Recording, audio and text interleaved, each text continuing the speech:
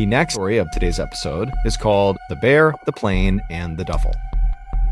In early December of 1985, in the Chattahoochee National Forest in northern Georgia, a hunter was very carefully making his way through the trees trying to track a deer. Now, this hunter had been tracking this deer for over a mile, but it had been a while since he had seen any signs of it being anywhere nearby. And as this hunter continued to creep along, he became increasingly aware of how loud each of his steps were, because the ground all around him was covered in dry leaves, and so every step he was taking was creating a loud crunching sound. And so eventually this hunter just came to a stop and decided stalking this deer was totally pointless because he was basically scaring it away with these crunching sounds as he got closer to it. But before this hunter was ready to just give up and head back to his vehicle, he continued on a little bit further, and when he pushed through this particularly dense brush area, he saw this clearing up ahead. And the second he saw what was in this clearing, he froze, took a step back into the brush, and then ducked down behind a rock. Because in that clearing, he saw an animal, and it wasn't a deer. It was a huge American black bear. Now, generally speaking, American black bears are not aggressive towards humans. However, if, for example, you were to accidentally sneak up on a black bear, like this hunter had done, and you suddenly startled it by just showing your presence, the bear might react by pouncing on you and ripping you to bits. And so this hunter, with his back pressed up against the rock and his rifle gripped tightly across his chest, he's thinking about that and wondering what he's going to do to get out of this situation.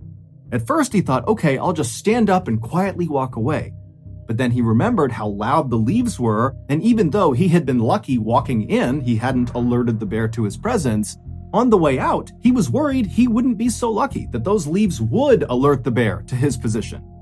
And so the hunter began thinking, okay, well, what if I just stand up and start shooting at this bear? But the hunter knew the big issue with that plan is he had a deer hunting rifle, which is not nearly powerful enough to quickly take down a black bear, if at all.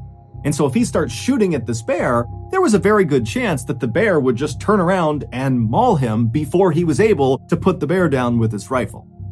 And so as this hunter is going through these scenarios behind the rock, he realizes something. He hasn't heard this bear at all.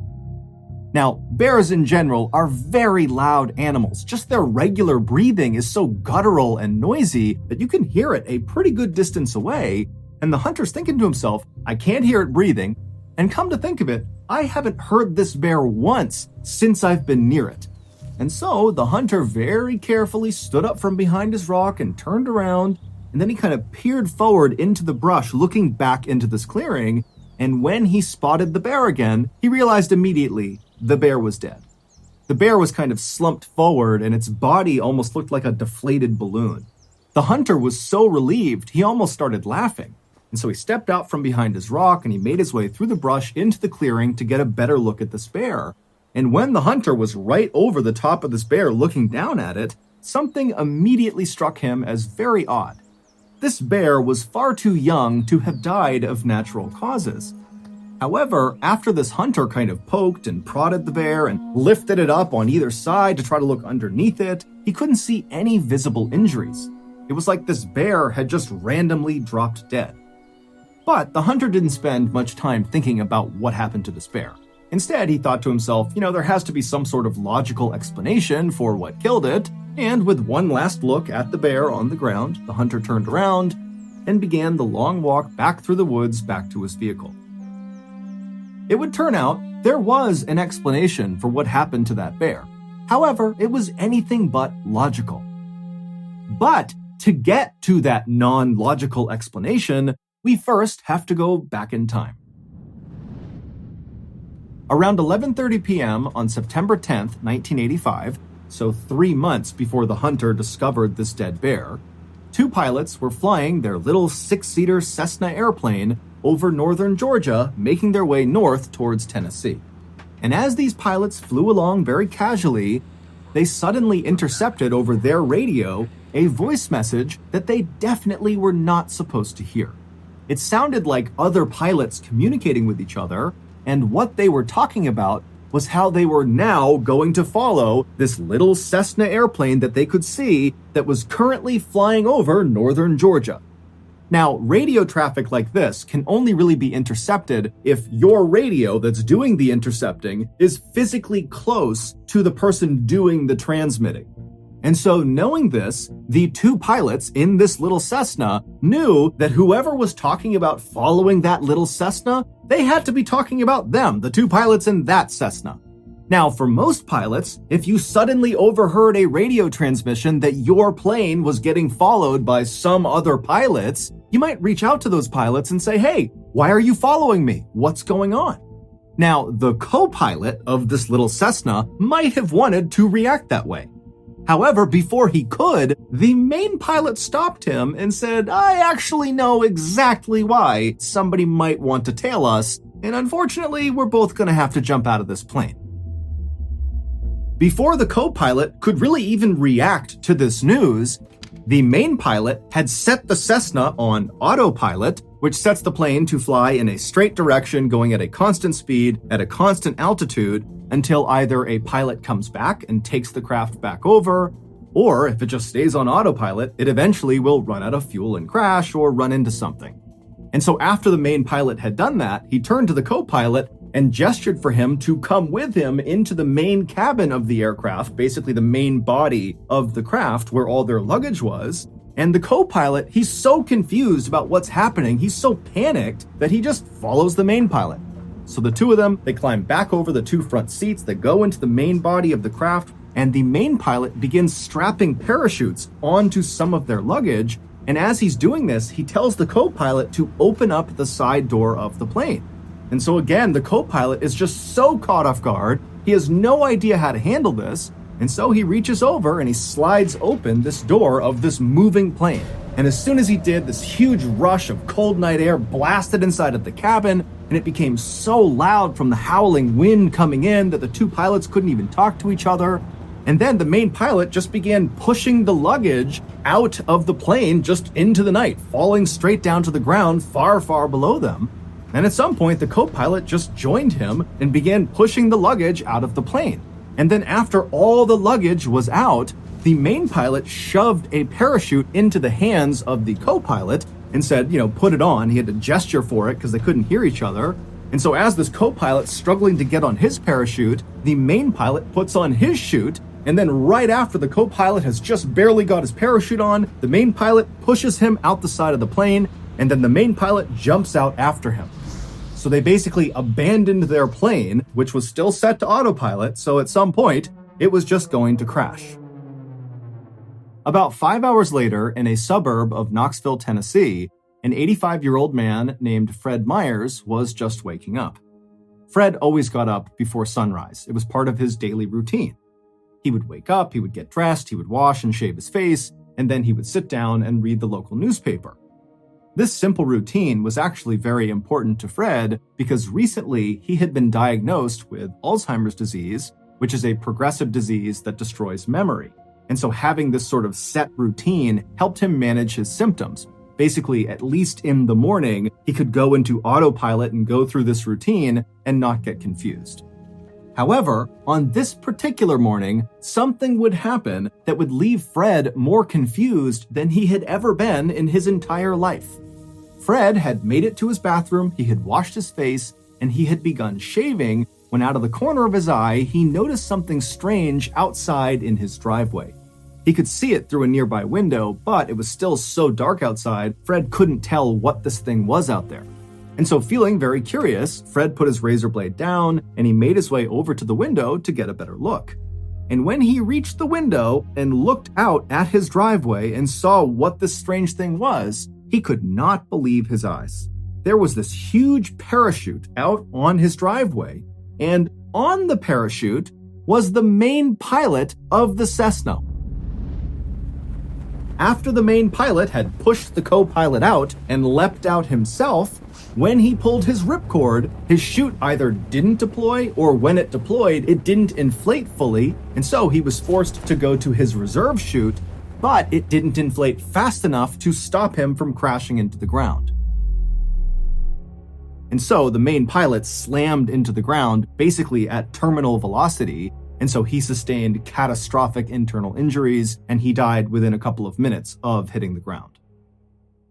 Fred was so stunned and confused at what he was looking at that without saying a word, he just turned away from his window and walked over to his phone and called the police, shaving cream still on his face. When the police arrived at Fred's house that morning, they were expecting to see a dead recreational skydiver on Fred's property. But when they walked up the driveway and saw the dead man for themselves, they knew right away this was not some recreational skydiver. He actually looked more like a soldier. He was wearing a bulletproof vest over some camouflage fatigues, and he had night vision goggles strapped to his head. But the dead man's shoe choice made the police think this guy could not possibly have been military, because on this guy's feet were not military-style combat boots like you would expect with the rest of his getup. Instead, he was wearing loafers, specifically Gucci loafers, so very expensive designer shoes. And so the police are thinking to themselves, who the heck was this guy, and what was he doing? The police would figure that out. However, first, we have to fast forward 2 months to late November 1985, so roughly 2 weeks before that bear was discovered by that hunter in Chattahoochee National Forest.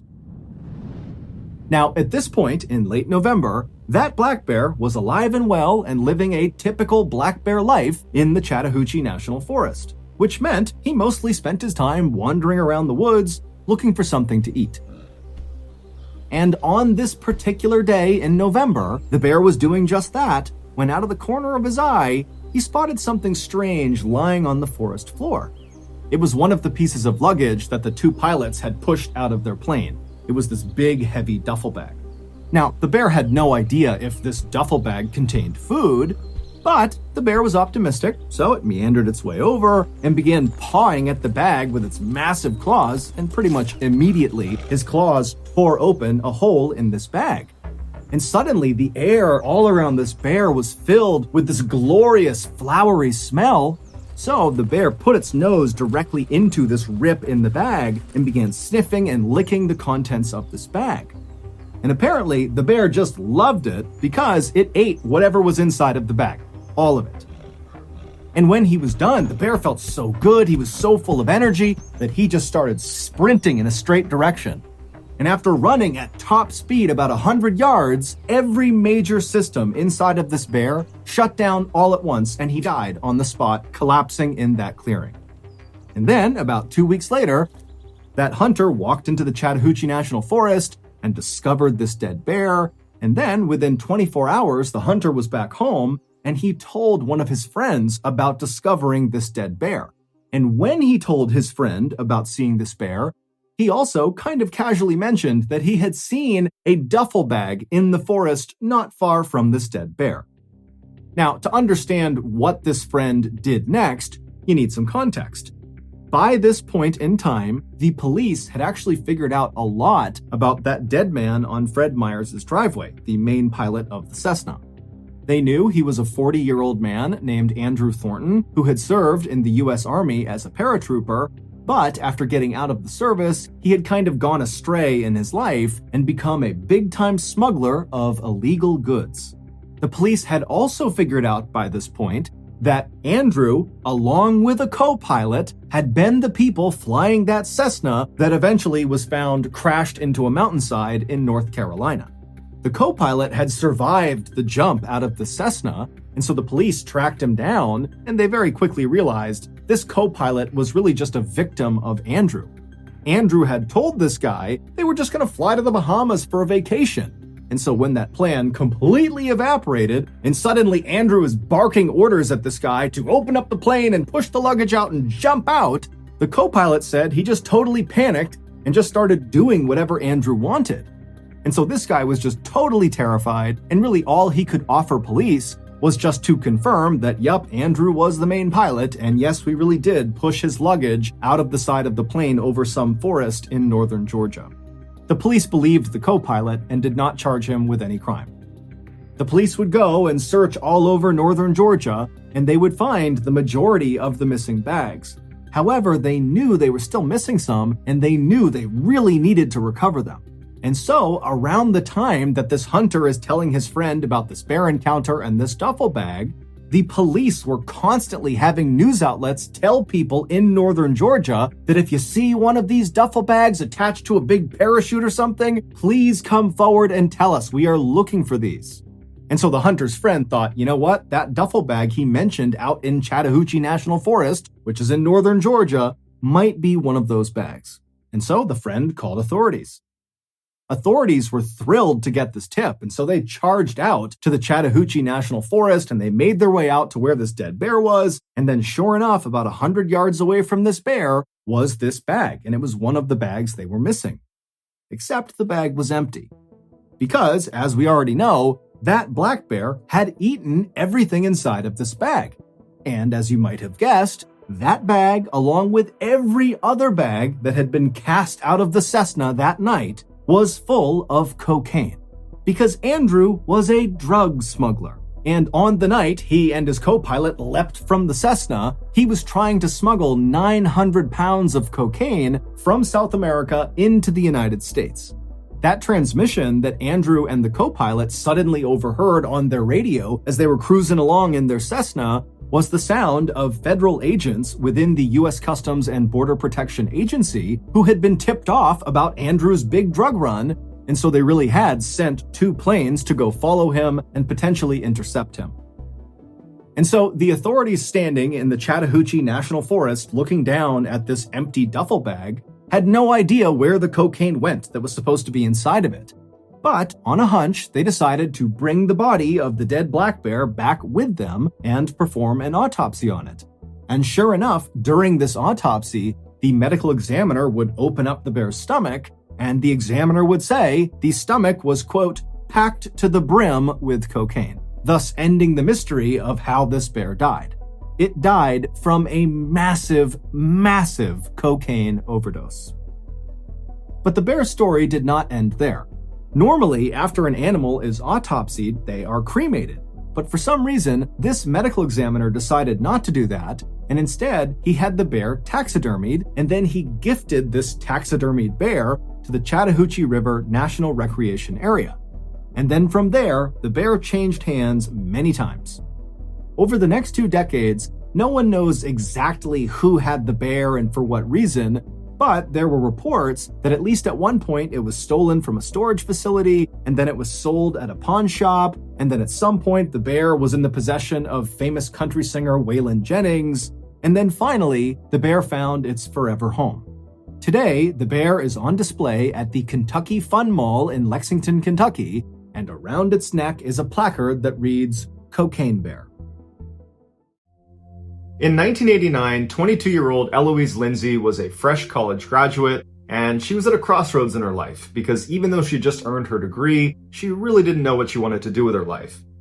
And because she was an experienced backpacker, she thought a good way to, kind of get her life together would be to go on a sort of retreat, go out into the woods, go out into nature, and kind of find herself.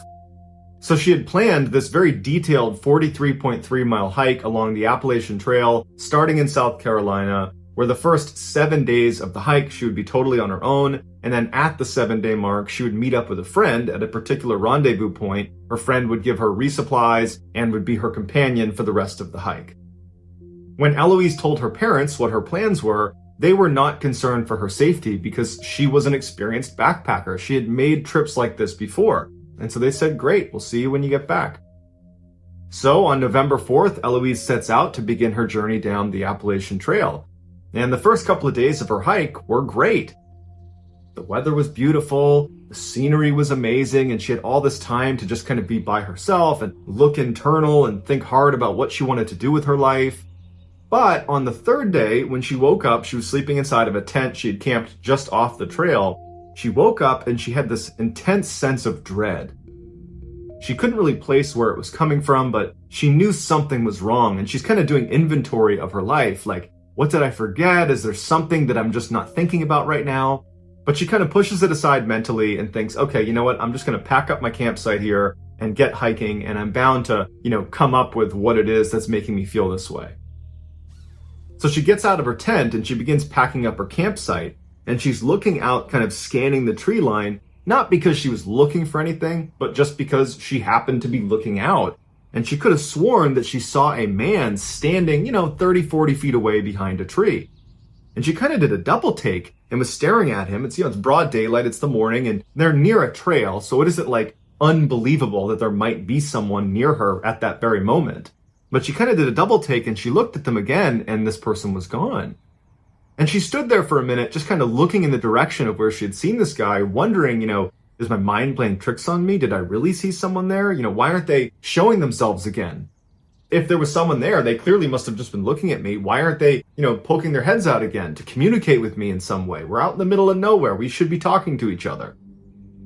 But the guy never shows himself again. And so as she's standing there wondering what she should do, she isn't ready to yell out to this person because there's part of her that's a little bit nervous about yelling out to some stranger in the middle of the woods. But she starts to get this really intense feeling that she's being watched. And it feels an awful lot like the sense of dread she had while she was in the tent. And she's starting to wonder, are my instincts or is my sixth sense picking up that I'm being watched? Like there's some predator out there looking at me right now?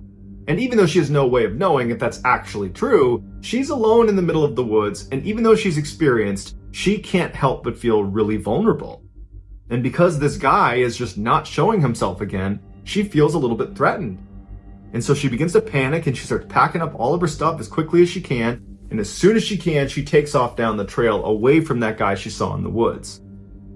As she was walking down this trail, she couldn't help but think someone was right behind her, and she kept turning around to see if this person or whoever it was behind her, and no one was ever there.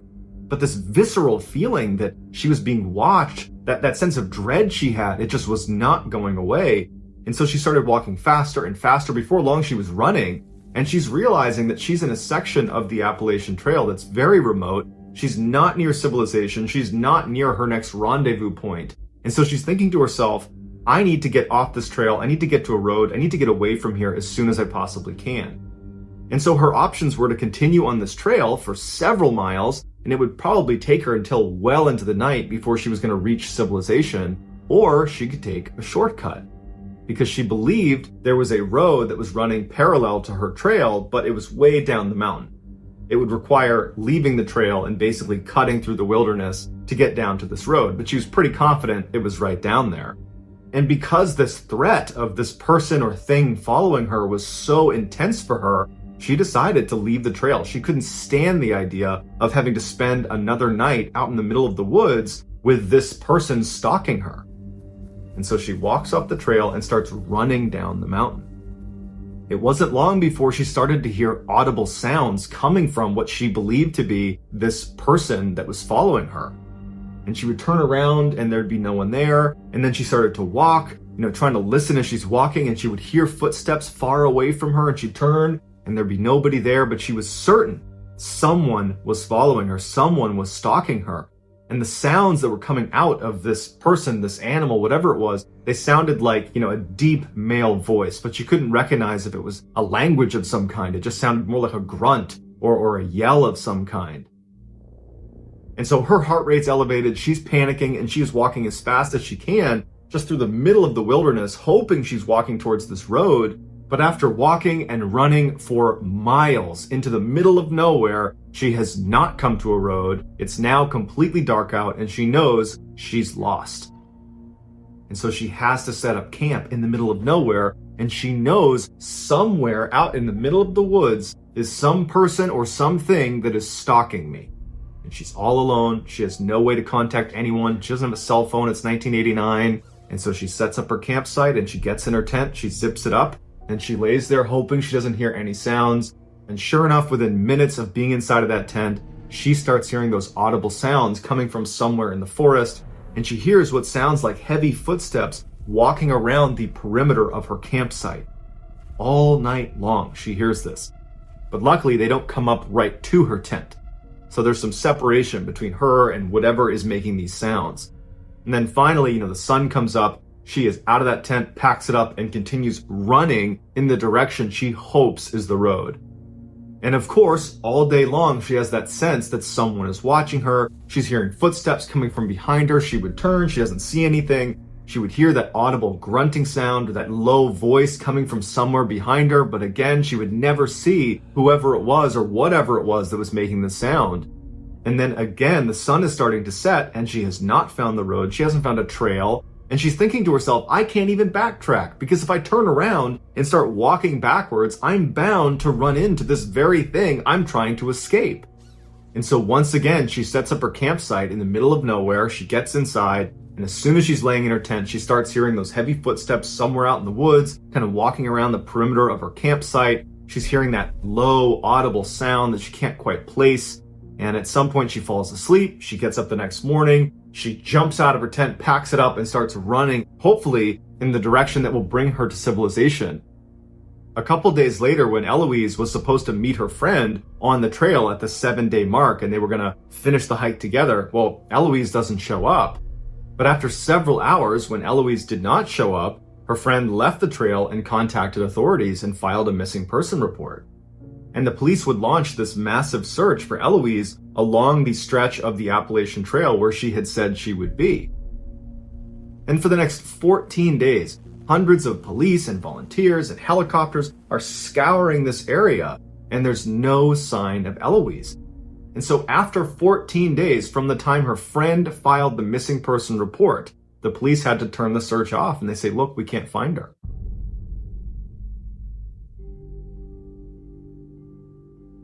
Two days after the search was terminated, so 23 days after Eloise had initially set off for her trek through the Appalachian Trail, a hunter that was out in the middle of nowhere near the Appalachian Trail discovers Eloise perched up against a tree. She's totally emaciated, she's dehydrated, she's delirious, but she's alive.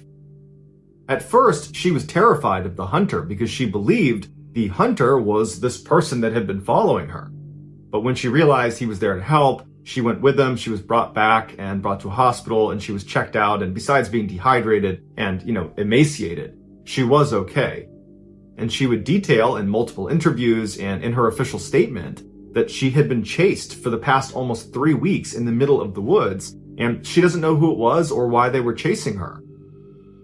And then interestingly, she said right before she was found, so a couple of days before this hunter finds her, this person, this thing, whatever it was that was following her, got so close to her a couple different times that she was so scared she ditched her backpack that contained all of her life-saving equipment, like her sleeping bag and her tent, and it had some food and water in there. She ditched that so she could be lighter, so she could run faster away from this thing that is chasing her in the woods.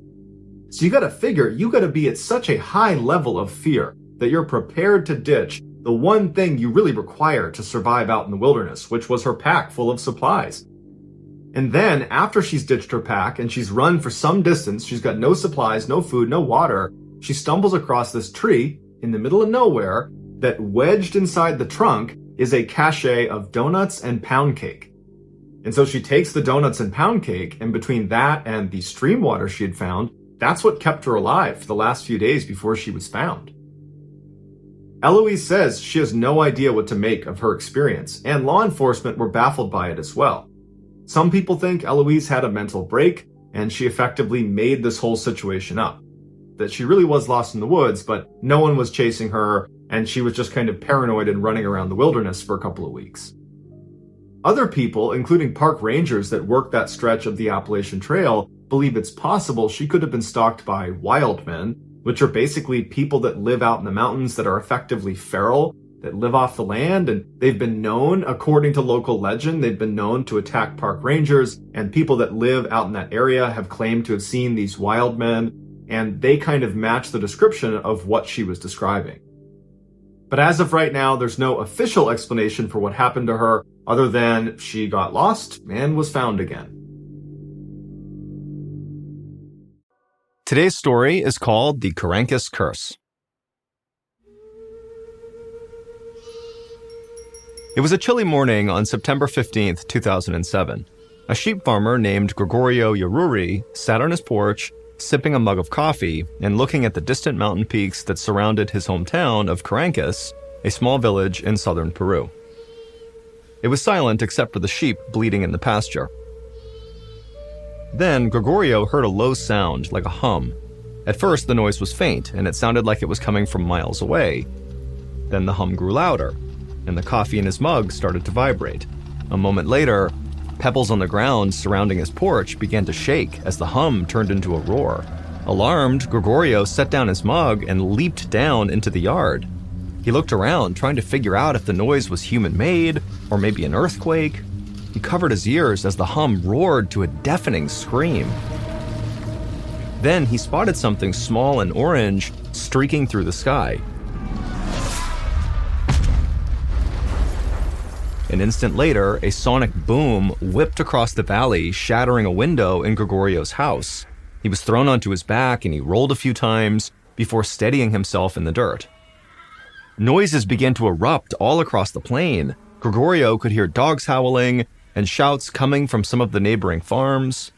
Gregorio was bracing himself for something else to happen, but the sky above him was bright blue again. So he stood up, feeling totally shell-shocked, as he brushed the dust from his pants. He scanned the horizon for some clue as to what had caused this explosion. In the distance, he could see a plume of thick black smoke rising 100 feet into the air.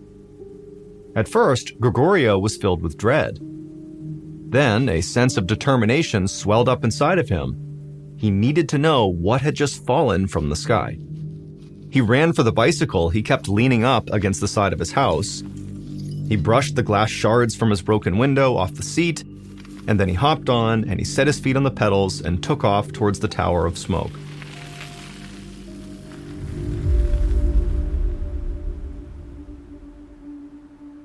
As Gregorio neared the site of impact, the smell of rotten eggs stung the inside of his nostrils.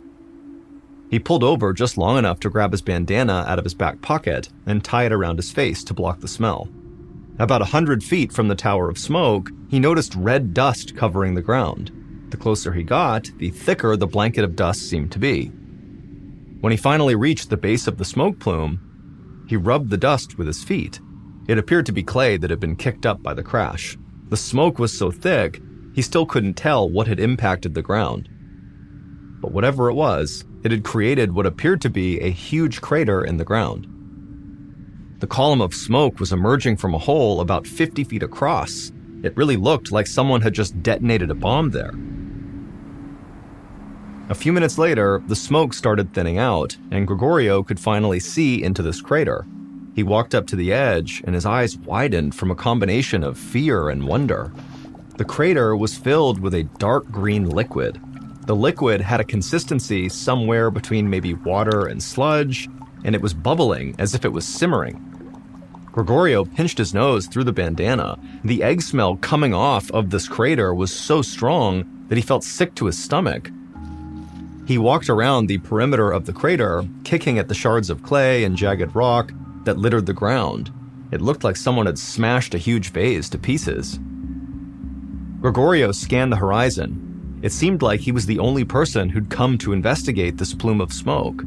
He figured the neighboring farmers must be worried that whatever crashed into the ground was a bad omen. A lot of his neighbors still believed in ancient spirits.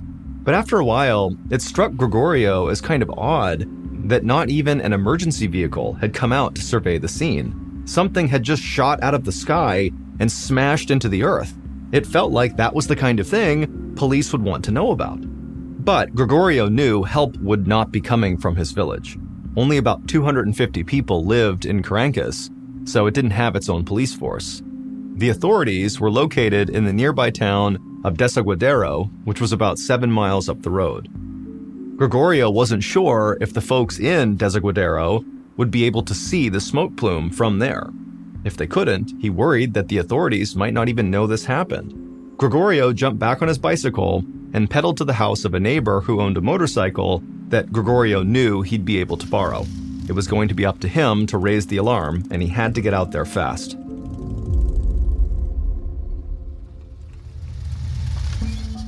About 20 minutes later, Gregorio parked his borrowed motorcycle in front of the police station in Desaguadero and then walked inside. He was greeted by a tired-looking receptionist with the phone pressed to her ear. It seemed like she'd been talking to people for hours. 3 deputies were talking loudly about an airstrike. It took a minute for Gregorio to realize what was going on. The police did know about this explosion. One of them had seen the orange streak in the sky, but they thought that Carankus had actually been struck by a missile. Gregorio waved down one of the officers and explained he had seen a crater filled with this green ooze that smelled terrible. The officer disappeared into a back room for a moment, and then he returned with the chief of police. They asked if Gregorio could lead them to the crash site. Gregorio agreed. Soon, he was back on his neighbor's motorcycle, leading police cars along the 7-mile road back to the Carankus countryside. As the crash site came into view, Gregorio could see people moving around the rim of the crater. As he drew even closer, he realized that dozens of villagers from Carankus had come to see what had caused the smoke. He guessed that when the black plume of smoke had dissipated, the neighbors figured it was now safe to come take a look. Gregorio pulled over his motorcycle about 20 yards from the crater and dismounted. The police cars fanned out around him. As policemen approached the perimeter of the crater, Gregorio noticed his neighbors picking up rock fragments as souvenirs and pointing at the green liquid at the bottom of the massive hole. Gregorio overheard a nearby couple speculate that maybe this was the result of a missile strike from Peru's neighbor and rival, Chile. One teenage boy was talking excitedly, telling his friends they were probably just attacked by a UFO. An old woman, who Gregorio assumed was the boy's grandmother, told him to be quiet. This was clearly a sign of bad things to come, a curse sent by the spirits. She sounded terrified. Gregorio did not find any of these theories very convincing. However, he wasn't ready to offer any of his own. But the strange explosion had him just as curious as his neighbors. He picked up a shard of deep red rock near his feet and slipped it into his coat pocket, just as another car pulled onto the scene. Gregorio recognized the mayor of Carankus, Maximiliano Trujillo. Mayor Trujillo stepped out of the back seat, squinting in the sunlight. The mayor walked toward the crater, looking stunned. He stopped right next to Gregorio and asked what happened. Gregorio just shrugged, still in disbelief. Straight ahead of them, a pile of black rocks were smoking at the edge of the crater. The mayor's eyes widened when he saw them, and he began walking toward the crater to get a better look. By late afternoon, hundreds of people had gathered at the crash site. Gregorio stood near the front of the crowd, hoping that if he stuck around long enough, the police might announce what had caused this explosion. As the sun started to set, the smell of rotten eggs returned. It was faint, but pungent. Gregorio's eyes began to water. He pulled his bandana back up over his face, but that didn't work anymore. The smell was giving him a headache. A few minutes later, a short woman standing near Gregorio leaned over and began vomiting, and she wasn't the only one. People all around the crater were starting to get sick. Between the rotten smell coming off the green sludge and now the vomit, the air around the crater was now so thick that Gregorio thought he might faint. He fought his way through the crowd back to his motorcycle and sped off towards home, sucking in the fresh air as he went. When he walked through his front door, his phone was ringing. It was his son, who had moved about 6 hours away for a job after he had graduated school. As Gregorio told him about the afternoon's excitement, he took the rock out of his pocket and he laid it on the kitchen table. He began to describe its deep red color, but his son cut him off. He begged Gregorio not to touch it. If Carankus was attacked by a missile, then this red rock could very likely be radioactive. Gregorio remembered the people getting sick at the crater. He felt a surge of anxiety, and he covered the rock with a dish towel. If his son was right, half the town was now vulnerable, and Gregorio spent more time at the crater than anyone else. Panicked, he hung up on his son and ran outside to hose himself off. He didn't know how much it would help, but he had to do something. He spent the rest of the evening feeling totally anxious, until finally he managed to fall asleep.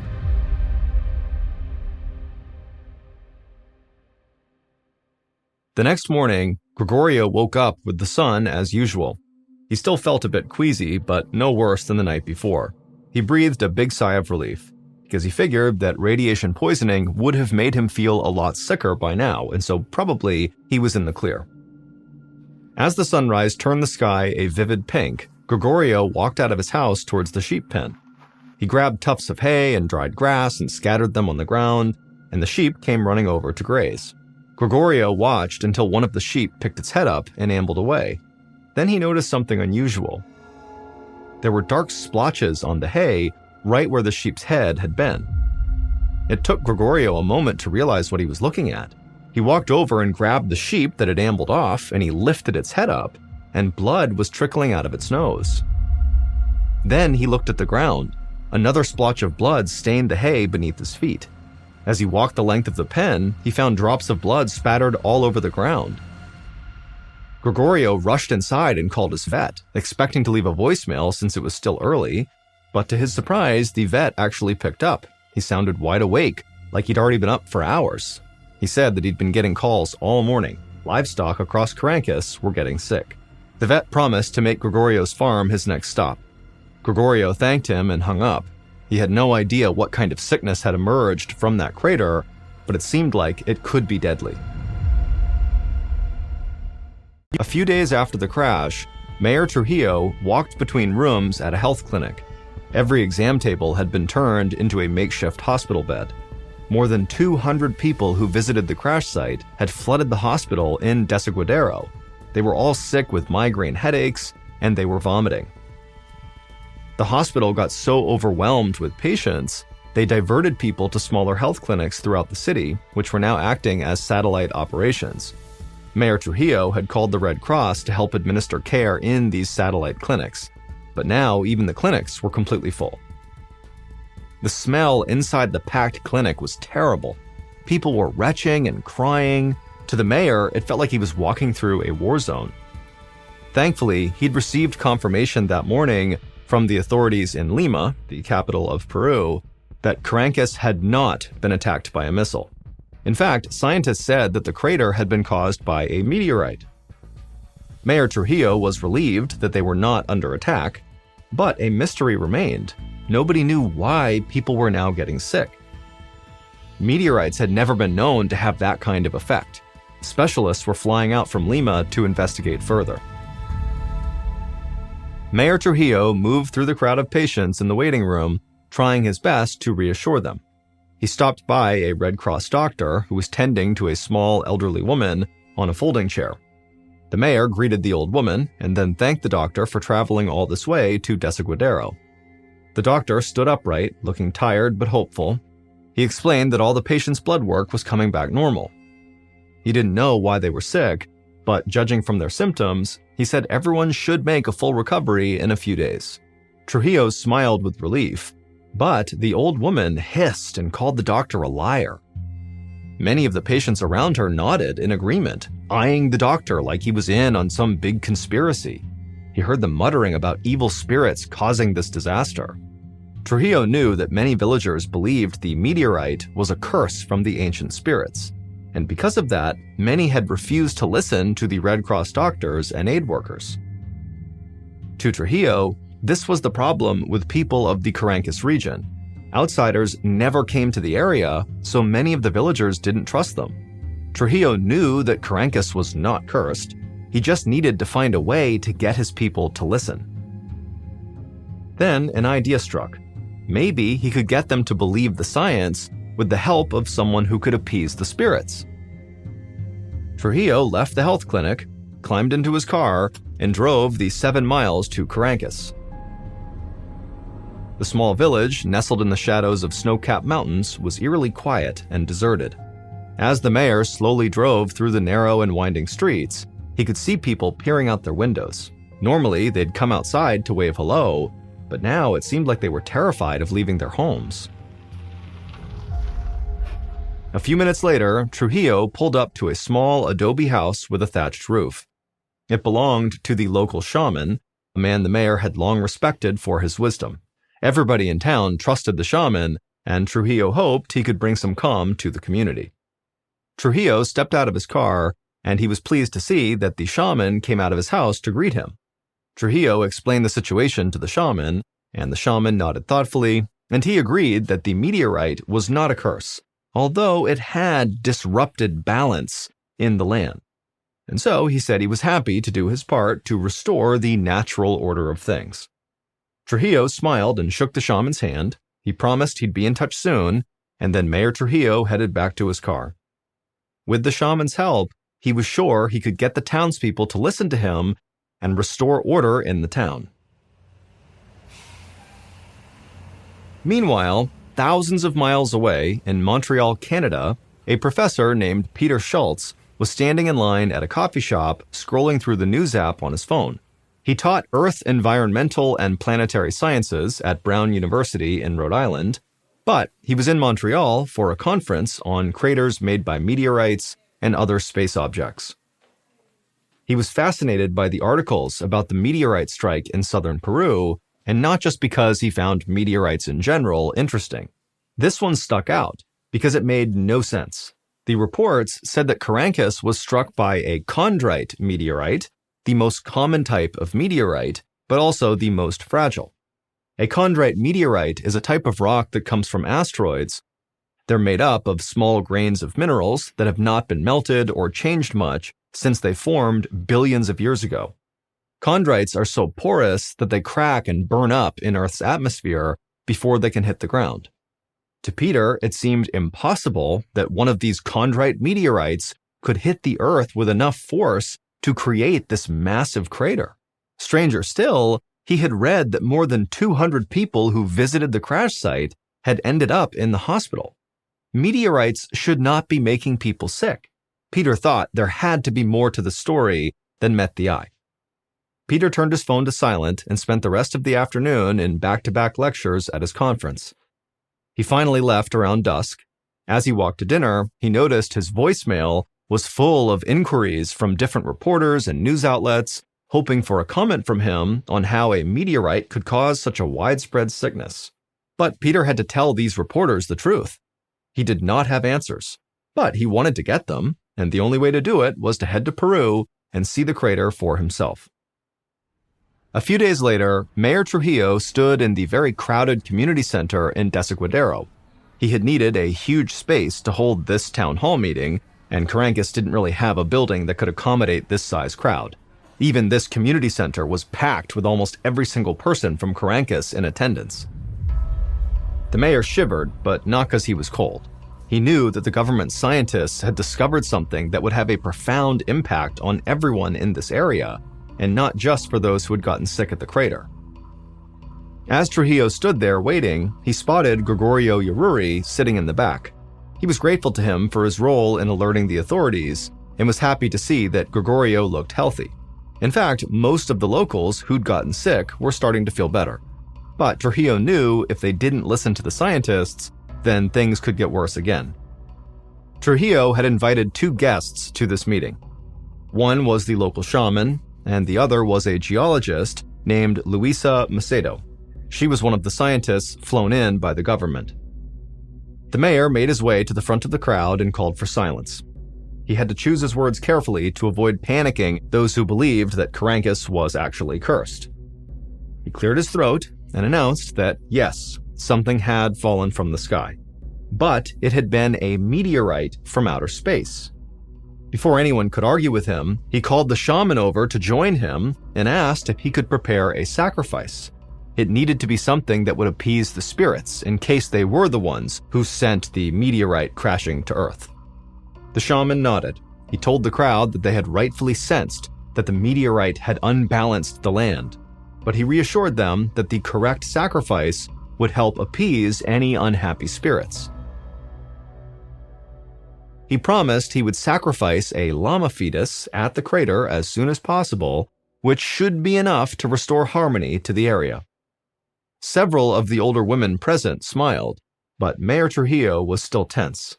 Now came the hard part, getting them to accept the scientists' findings without panicking. He introduced Luisa, the government geologist. The hall erupted in whispers. Trujillo told the villagers to calm down, that Luisa was from southern Peru just like they were. That's why he'd asked her to speak. Everyone seemed to accept this, since a regional scientist seemed a little more trustworthy. The crowd settled down a bit, and then Luisa smiled and she held up a large cardboard chart she'd made showing data on the local water table. Trujillo held his breath, worried she was making things more complicated. Instead, the crowd pushed in to get a better look at what she had. Louisa explained that she and her team weren't totally sure what was making so many people and livestock sick, but they had a strong theory. The day that she and her team had arrived in town, they'd gone to the crash site and collected samples from different parts of the area. They also tested the groundwater at the bottom of the crater. Mayor Trujillo saw Louisa hesitate for a moment and then continue. She said that her team found that the water contained dangerous levels of arsenic, a deadly poison. The crowd erupted in murmurs of alarm. As Trujillo looked around the room, he wasn't surprised by everyone's reaction. When he first heard Luisa's theory, he'd been stunned too, but he needed the crowd to listen. Their lives depended on what Louisa had to say. Trujillo raised his hands and called for order, and after a few seconds, the townspeople did quiet down, and he told them to continue to listen to Louisa. Louisa nodded and then explained that when the meteorite hit Carankus, the shockwave caused the groundwater to heat up and vaporize. This caused the air to fill with a fine mist of arsenic vapor. Everyone who had gone to see the crater got sick because they had inhaled that vapor. After hearing what she had to say, the crowd became agitated again and started shouting questions. Mayor Trujillo saw Gregorio in the back, trying to be heard, and so Trujillo demanded everyone be quiet, and he pointed at Gregorio and asked him to speak. Gregorio, the sheep farmer, stood up and politely asked Louisa if that meant their drinking water was contaminated too. Louisa stayed silent for a moment. Trujillo could tell she was carefully thinking about what to say next. Finally, she nodded and said that although they did need to do more testing, it was very likely. In fact, most likely, their water supply had been contaminated for years, making the people less healthy and more vulnerable to deadly diseases like cancer, heart disease, and diabetes. And so until they knew for sure, Louisa advised the crowd to just drink bottled water. Gregorio was alarmed by what he heard, but he thanked her and sat down. Everyone else seemed totally stunned into silence by Luisa's explanation. First the meteor hit, making people sick. Now they learned their water was contaminated all along. Trujillo knew it was frightening, but at least they knew what they were dealing with. After answering more questions, Louisa wrapped up her remarks and walked off the stage. But as she headed toward him, Mayor Trujillo noticed that the scientist looked anxious. He pulled her aside and asked if everything was okay. Louisa shook her head and told him that something still didn't make sense. She was confident that the sickness had been caused by arsenic gas from the meteorite impact, but she had not actually proven that. No scientists had detected arsenic in the air around the crater. That was a theory. In fact, she didn't understand how the meteorite could have gotten hot enough to create this toxic arsenic vapor. Louisa explained that meteorites are usually freezing when they impact Earth, even though they may look like they're on fire. That's because space is extremely cold, with an average temperature of negative 454 degrees Fahrenheit. The friction caused by entering Earth's atmosphere would have heated it up a little bit, but not enough to boil water and turn it into a mist. Mayor Trujillo frowned. He now realized that even Louisa wasn't sure that her arsenic theory was right. And if she was wrong, then something else had made his people sick. Trujillo was troubled. But he had a more immediate challenge, making sure the local drinking water was safe. It was up to the scientists to figure out whether arsenic vapor or something else had caused the mass sickness. Until they figured it out, Trujillo knew he would not sleep well.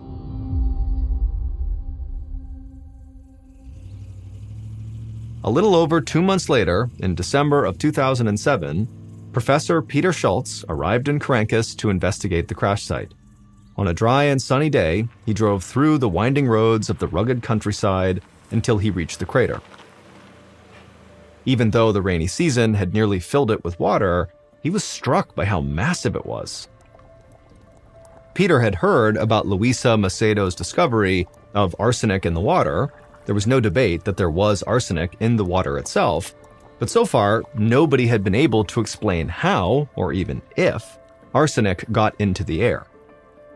Until that was proven, there was still the possibility that some other chemical from the meteorite's impact had made everyone sick. If that was the case, the people of Carankus could still be in danger. Peter was determined to find the answer and make sure these people were safe. and over the next few weeks, he was able to slowly form a theory that connected all the dots. Usually, when chondrite meteorites shoot through the Earth's atmosphere, their fragile makeup causes them to shatter into hundreds of tiny pieces, which turn to ash long before they ever reach the Earth's surface. And that's what should have happened with this meteorite.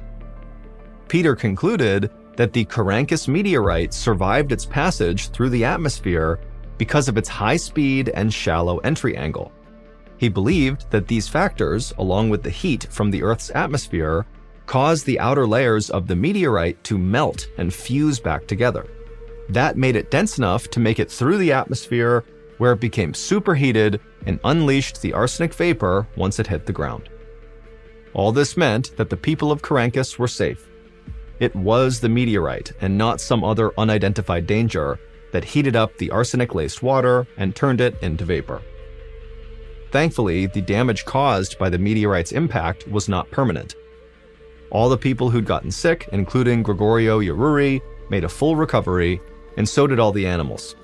Thanks to the research of Luisa Macedo and the other scientists, arsenic was detected in the drinking water, and nonprofit organizations have installed measures to make it safer. Even though the water is cleaner and the arsenic gas is long gone, the people of Carankus will always remember when, in a way, they were attacked by a UFO. On the evening of Wednesday, September 24, 2003, 45-year-old Michael Alberto Jaquez laid down flat on his back on his yoga mat in front of a room full of his students at a yoga studio in downtown Tucson, Arizona. The students all followed Michael's lead, laying down for a pose called Shavasana, which signaled the end of a long workout. Michael loved this final pose because it was all about meditation, and it really helped him get centered for his day. And after a few minutes in this pose, when he sat up and told his students to rise as well, he felt both exhausted and recharged. He got to his feet and smiled at his class as everyone else rolled up their yoga mats and got ready to leave. Although Michael was a machinist by trade and spent his workdays in his shop tinkering with tools and small engines, he was actually a very artistic and kind of zen person. He spent his free time giving music lessons on his guitar, and he also taught 15 different yoga classes every week in various gyms and studios all across Tucson. His genuine enthusiasm about the physical, mental, and spiritual benefits of yoga were very infectious, and it put many of his students at ease around him. In fact, they were so comfortable with him that they called him MAD, which was short for his three initials, Michael Alberto Jaquez. Michael toweled the sweat off his face and looked up at the clock on the wall. It was almost 7 p.m., and his stomach was beginning to rumble. So he asked the class, as they were getting ready to go, if anybody was feeling up to grabbing some food and a few drinks, which was actually a question they were all expecting, because hanging out socially was something that this Wednesday group typically did each week after their workout. One student immediately shouted out that they would, and a few others raised their hands as well. So Michael suggested they all meet at a bar on 4th Avenue, not far from where the yoga studio was located. The students that were going all nodded their heads in agreement, and then all of them, the ones who were going and the ones who were not, all shuffled through the studio's door and outside to the parking lot. But before Michael shut off the studio lights and followed the group outside, he picked up his cell phone and called his girlfriend, Amber Trudell. He'd been seeing her off and on for about a year after first meeting her through his yoga lessons. Recently, things had been a bit rocky between Amber and Michael, but Michael still wanted to invite her out for dinner and drinks. He figured that by having her be a part of a big group setting out at a public place, that would sort of give them a chance to have fun without the opportunity to argue, since if they argued, it would be in front of everyone, so that was a natural deterrent. After a few rings, Amber answered her phone, and Michael told her very enthusiastically about his plans and said that he would love it if she came out with them. But Amber hesitated, and Michael frankly knew why. In addition to the problems they were having in their relationship, Amber was just a very shy person. She preferred private lessons with Michael rather than being a part of a big group where you had all these other people sort of watching you stretch for an hour. But after a few seconds of awkward silence on the line, Amber said that she actually would meet up with Michael and his students at the bar. Michael was thrilled and told Amber he would see her there. Then he ended the call, shut off the lights in the studio, and walked out the door into the parking lot, thinking about Amber. Michael and Amber were opposites, but that didn't really bother Michael. It also didn't bother him when Amber teased him about how he dressed like a hippie with his long hair and beaded necklace and sandals. Michael could take a joke, and above all, he liked to have fun. which in his mind was what he was doing with an attractive woman like Amber, who was actually 17 years younger than he was. Their relationship really was pretty casual, and Michael intended to keep it that way. He'd been married twice already, and was a father to 3 kids, as well as a grandfather. And at this point in his life, he did not want to be tied down anymore. Amber, on the other hand, she did want to get serious. She kept asking Michael to marry her, and every few weeks, she'd break up with him for saying no. And so Michael knew that their relationship status would likely come up tonight in conversation. But since there were other people going out with them, he figured maybe he could dodge an argument about it. A few minutes later, Michael walked into the bar on 4th Street and found 5 of his students already sitting at a table. He sat down and ordered a drink, and shortly after that, Michael looked up to see Amber walk in through the front door of the bar. He stood up from the table, gave her a big hug, and then invited her to take a spot right next to him. From that point on, the group ordered some food, and they drank and talked and goofed around until around 8:30 at night when folks started getting tired. At that point, they all paid their checks, and then they left. Now, most of the students were heading home at this point, but Michael, Amber, and one of the students, Michael's friend Eli, decided to continue their night and go have a few more drinks at another bar. So the 3 of them went to another establishment until around 10 p.m. And at that point, Eli decided it was time for him to call it a night. He took some cash from his wallet, put it down on the table, and then he headed home, leaving just Michael and Amber at the bar. And now that the couple was all alone, just as Michael expected, they began to fight. And so Michael began drinking faster and ordering more drinks for Amber, hoping that maybe more alcohol for both of them would mellow them out. 2 hours later, at midnight, when the bartender turned the lights off and then back on again and then announced out loud it was last call, both Michael and Amber were pretty drunk. Michael yawned, finished the rest of the drink in his glass, and asked Amber to come back to his house with him. She said she would, and so Michael and Amber paid their tab and then walked out the front door into the night. Shortly afterwards, the 2 of them stumbled up the walkway and onto the front porch of Michael's house at 2602 North Sparkman Boulevard. Michael unlocked the door, and then he and Amber stepped into the kitchen.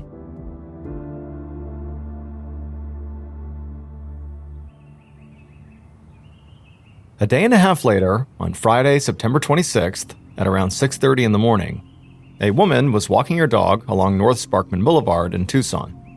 The street was in a pretty rough neighborhood, where there were lots of burglaries and muggings, and so most people kind of kept to themselves when they were passing through. Usually, the woman walked her dog at a fast pace, with her head down, avoiding eye contact with other pedestrians, and avoiding looking into other people's properties. However, when the woman passed in front of number 2602, something caught her attention. Just beyond some brush obscuring the front patio, she saw a flash of something light-colored that was obviously not vegetation. She turned her head to look and blinked for a second in confusion, because what she was looking at didn't make sense. It was a person's bare legs in shorts splayed out on the patio. Now, the weather had been excruciatingly hot and muggy and stifling for the last few days, including today, so the woman at first thought that maybe this person up on the porch had passed out from the heat. Now, as soon as she thought that, her first instinct was to walk up and investigate and make sure this person was okay. But since this was not really a safe neighborhood, the idea of just strolling up to some stranger's property seemed kind of risky. But just then, she saw another man walking on the street towards his car, and she called out to him and pointed over at the legs on the patio and asked if he would go see what was the matter. The man looked over at the house and saw what the woman was pointing at, and sort of looked puzzled for a second. Then he turned back to the woman and gave a thumbs up, like, "Yep, I'll go check it out." Then the man walked over to the porch.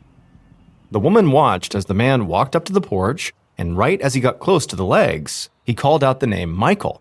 And then the man who was doing this checkup, he began backing up, and then he turned and actually started running back towards the woman, and as he passed her, he just said, "I'm calling 911. Not long after that man called 911, Detective Ben Jimenez of the Tucson Police Department drove down North Sparkman Boulevard in his cruiser. He came to a stop just outside of number 2602, put his cruiser in park, and cut the engine. Around him, he saw other squad cars and ambulances doing the same thing. Jimenez stepped out of his air-conditioned cruiser into the hot, muggy morning air. He took off his suit jacket and tossed it onto the driver's seat, and then shut the door. He rolled up the sleeves of his white dress shirt, loosened his tie, and then walked from the curb up to the porch of the house, until he was standing next to the dead body of a man who was lying face up and wearing yoga pants and a tank top.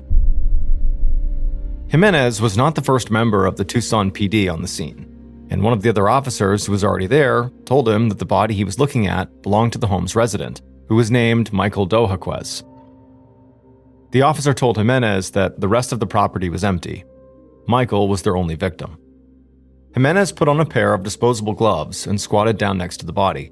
He could see there was a single bullet wound in the center of Michael's forehead. Around the bullet wound, Jimenez could see a black star-shaped gunpowder burn. There was lots of dried blood on the porch floor around the head, and more blood on Michael's clothes and legs. Jimenez mentioned to the officer to be on the lookout for any shell casings. Then Jimenez put his hand up to Michael's exposed skin and found that it was actually still warm. The fact the body had not gone cold yet suggested that Michael may have been killed only a few hours earlier, probably in the early hours of Friday morning. Jimenez looked at Michael's hands and saw that they were covered in scratches, which told him that Michael very likely must have fought with his attacker. Jimenez stood back up, but just as he was about to walk inside the house, he stopped, because he noticed that some guitar and violin cases were haphazardly stacked up outside on the porch. And this struck him as odd, because nobody in this neighborhood would ever store expensive musical equipment outside, or really anything sort of like obviously expensive outside, because it could get stolen. But regardless, Jimenez stepped through the front door and into the kitchen, and as he did, he saw more music gear.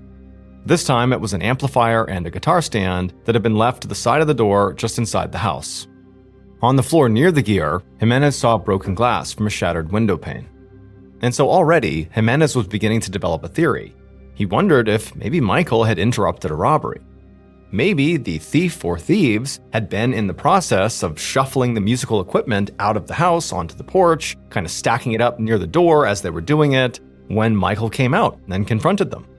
The broken glass in the kitchen suggested that the fight maybe started there, or at least in part happened right there, and then from there, they moved through the door onto the porch where Michael was ultimately shot. And then when Jimenez did a walkthrough of the rest of the property, he found in Michael's workshop that it was perfectly intact and none of the very obviously expensive tools had been taken or moved. And so to Jimenez, this cemented his theory that very likely Michael had interrupted a robbery. And so very likely, at least according to Jimenez's theory, after the robber shot Michael, he figured that they must have panicked and then just taken off without finishing the job. By this point, the crime scene was swarming with members of the forensics unit and also uniformed officers. Jimenez knew it would take hours to process the scene for blood, fingerprints, and other trace evidence, and also officers were already out knocking on doors in the neighborhood looking for witnesses. So Jimenez decided to leave and go talk to detectives in the burglary division to see if they had any similar cases or usual suspects.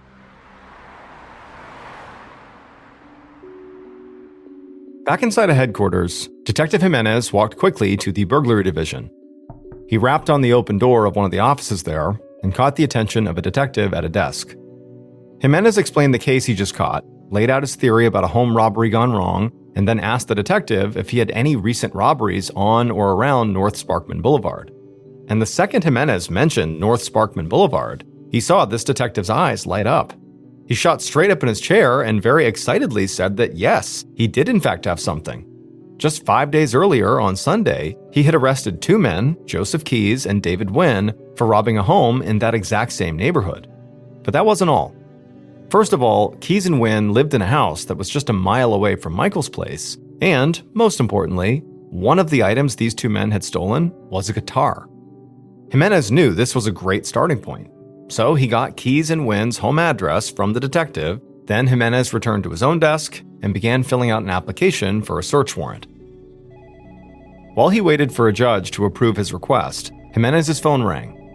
It was one of the officers who'd been knocking on doors over on North Sparkman Boulevard.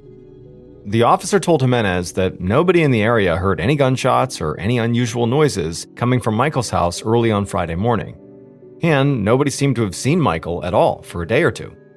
However, one neighbor told police that on Thursday afternoon, Michael must have been working in his workshop because they'd heard his compressor going. So, the neighborhood canvass had not produced a witness to the killing, but they were starting to build a picture of Michael's final hours. Jimenez thanked the officer for the good work and hung up the phone, feeling satisfied. Less than one full day into his investigation, and he already had a very promising working theory, he had a search warrant application out to a judge, and he was refining, his victim's final moments to really get a sense of what actually happened here. But for now, it was late in the evening, and he knew he had a long day ahead of him tomorrow. So he shut down his computer and left his office. The next morning was Saturday, and Detective Jimenez arrived at his office to find that his search warrant application for the home of Joseph Keyes and David Wynn had been approved. He also found a copy of the autopsy report waiting for him, along with a couple of reports from other detectives who had begun to reach out to Michael's friends and family. Now, Jimenez was very eager to go search Wynn and Keyes' house, but first he picked up the autopsy report, flipped it open, and gave it a quick read. The coroner had found a .38 caliber bullet lodged in Michael's brain. The star-shaped gunpowder burn around the entry wound meant it had been fired at close range, which Jimenez had already guessed. And also the coroner noted that the wounds on Michael's hands were indeed very likely defensive wounds. The most useful part of the report focused on Michael's time of death. When Jimenez got to the scene and he touched Michael's body, it was warm to the touch, and so he had assumed that very likely Michael had died recently. Jimenez just didn't know exactly when. And the coroner was able to confirm that suspicion. Because Michael had not yet gone through rigor mortis, the coroner was able to establish an actual time of death. Michael had been shot somewhere between 2 and 3 a.m. on Friday morning. And so this information meant that Jimenez could be very specific when he was investigating suspect alibis. This was great news. Jimenez rifled through the other reports, which laid out a rough timeline of Michael's activities before his death. He had taught a yoga class on Wednesday night and gone out for drinks afterwards with some students and a girlfriend who Michael's friends knew only as Amber. Then on Thursday, he'd apparently spent the entire day holed up inside of his studio working. Jimenez put the reports down. He'd have to work on tracking down Amber later, but for now, that was not his priority. Instead, he gathered up a team of officers and drove over to the home of Joseph Keyes and David Wynn. When they got there, they knocked on the door, they didn't get an answer, and so eventually they forced their way inside, and immediately they discovered that there was nobody home. However, pretty quickly, once Jimenez walked into the kitchen, he knew coming to this house had put him on the right track, because in the kitchen, there was this very random-looking pile of clothes. Jimenez put on his gloves, squatted down, and one by one, he picked up a bandana, a pair of pants, and some shoes. And he saw that every item in this pile was splattered with blood. Jimenez was thinking that at this point, all he would need to do to close his case was get these items over to forensics and match the blood on these to the blood of his victim. But the next morning, when Jimenez walked into his office, he got two pieces of bad news, one right after the next. The first piece of bad news was that the forensics did not match. The blood found on the bandana, the pants, and the shoes was the wrong type. It didn't belong to Michael.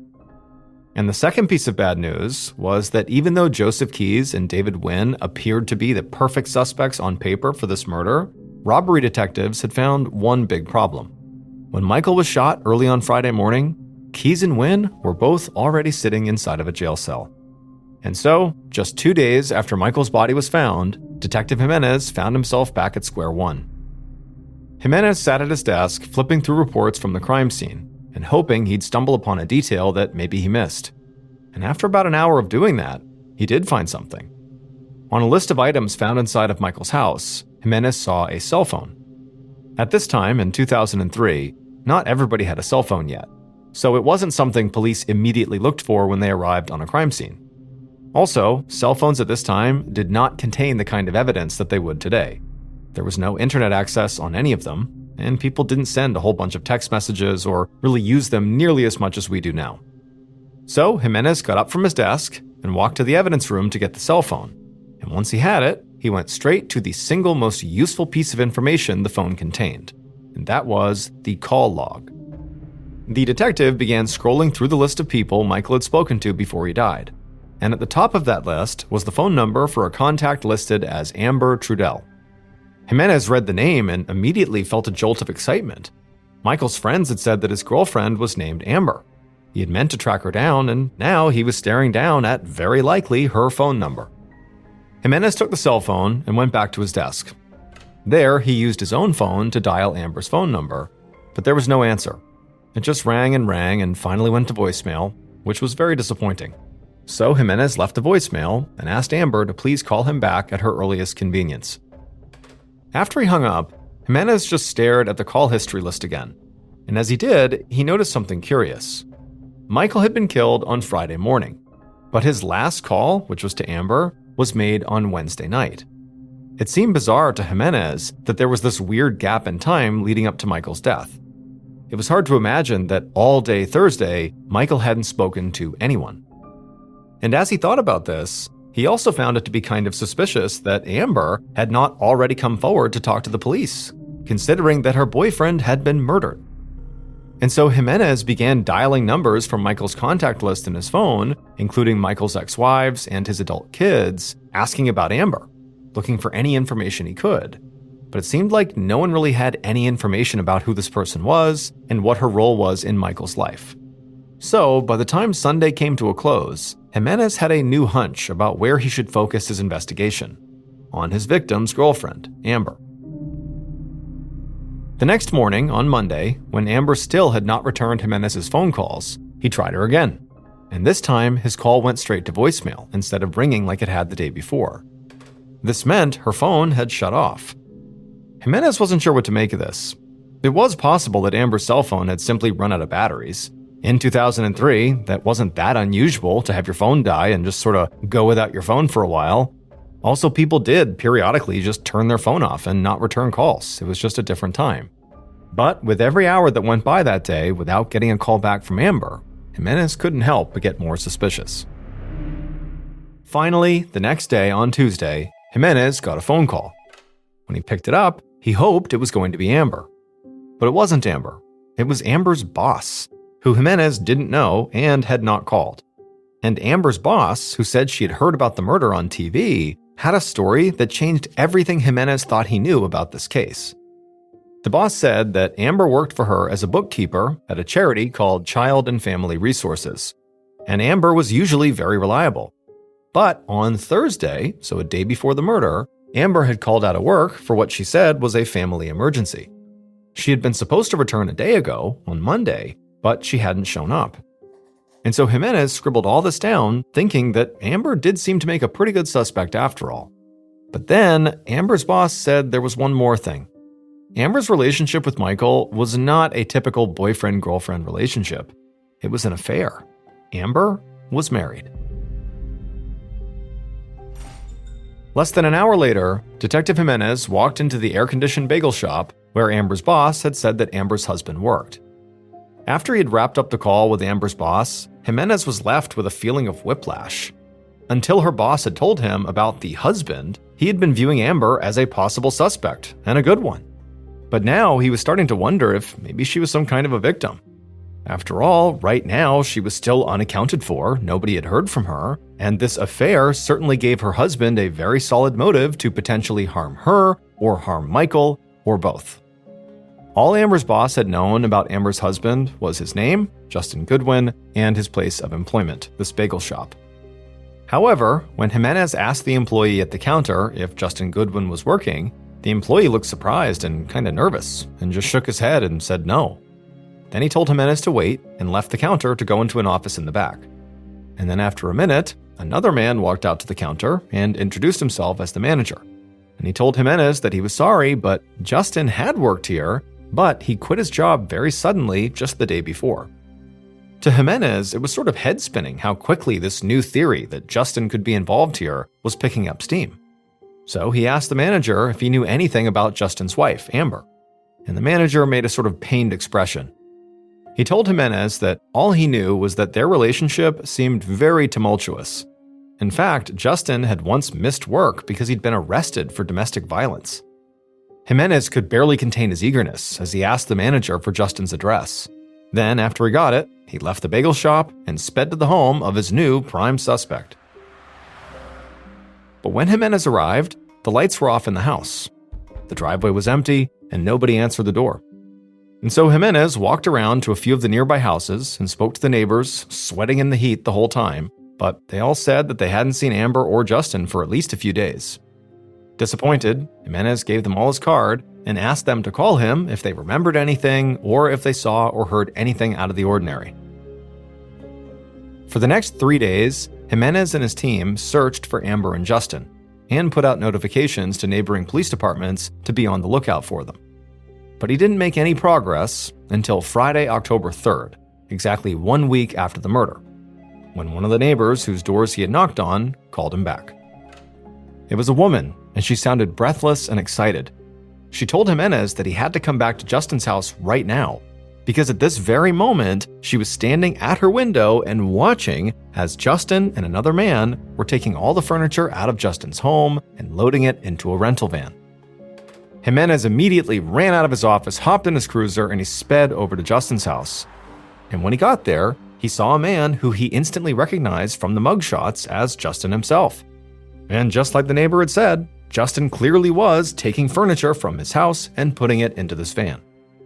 Jimenez hopped out of his cruiser, quickly identified himself as a detective, and asked Justin what he was doing and where his wife was. Immediately, Justin looked nervous. He told Jimenez he was moving, which certainly wasn't illegal, and as for his wife, he said he had no idea. He said they were getting a divorce, and she was on her own. Then Justin did something that caught Jimenez totally by surprise.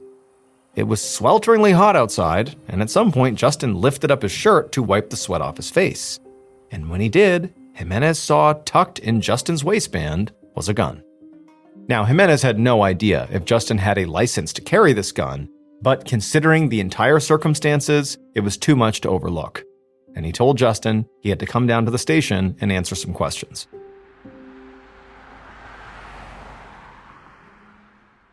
Once they were at the station, Jimenez led Justin into an interview room. At this point, the red flags around Justin were almost comically conspicuous. He had been arrested for domestic violence in the past, his wife was having an affair and now she was missing, and her affair partner had been shot to death. Justin had quit his job and cleaned out the house where he and Amber lived, all while armed with a gun. So when Jimenez sat down at the table inside of this interview room, he felt pretty confident that he had his killer right in front of him. Jimenez handed Justin a bottle of water and then began asking him questions, starting with, did he know a man named Michael Dohaquez? Jimenez watched as Justin took the cap off his water and raised it to his mouth before answering, and he saw that Justin's hand was visibly shaking. After a second, Justin just said no, he didn't know anybody by that name. When Jimenez followed up and said that Michael and Amber were having an affair, Justin denied knowing that too. He said that he and Amber clearly were having problems, they were getting a divorce, but those problems had nothing to do with anybody named Michael. He swore again that he really had no idea where Amber was, and insisted that all of the incriminating facts that seemed to surround him were just a coincidence. Right as Jimenez was starting to get frustrated with Justin, feeling like he was blatantly lying to him, there was a knock on the interview room door. Jimenez turned around to see another officer step inside, holding up Justin's cell phone, which they had confiscated along with Justin's gun when they questioned him. The officer apologized for interrupting, but asked Jimenez if he could please step out of the room and speak to him for a moment. Jimenez got up and left the interview room, and the officer handed him Justin's cell phone. He explained that the whole time Jimenez had been questioning Justin, it had been ringing incessantly, and finally he had just picked it up. The voice on the other end belonged to a woman, and she had hung up as soon as he, the officer, had identified himself as police. However, the officer had traced the phone number and found that it belonged to the Extended Stay America Hotel right there in Tucson. Jimenez could not believe his luck. Whoever that was calling Justin, if he could just catch them before they left that hotel, they might be able to give him some real answers about what Justin had been up to for the past few days. So Jimenez asked the officer to keep an eye on Justin because he was going to go track down this mystery caller. A half an hour later, Jimenez was offering a pleasant but very impatient smile to the employee behind the front desk at the Extended Stay America Hotel. The detective had no way of knowing what room the mystery calls had come from, so the employee was looking it up for him, but it was taking forever. Finally, though, the employee looked up and said he did have a woman staying in the room where the calls came from, and the employee said that woman's name was Amber Trudell.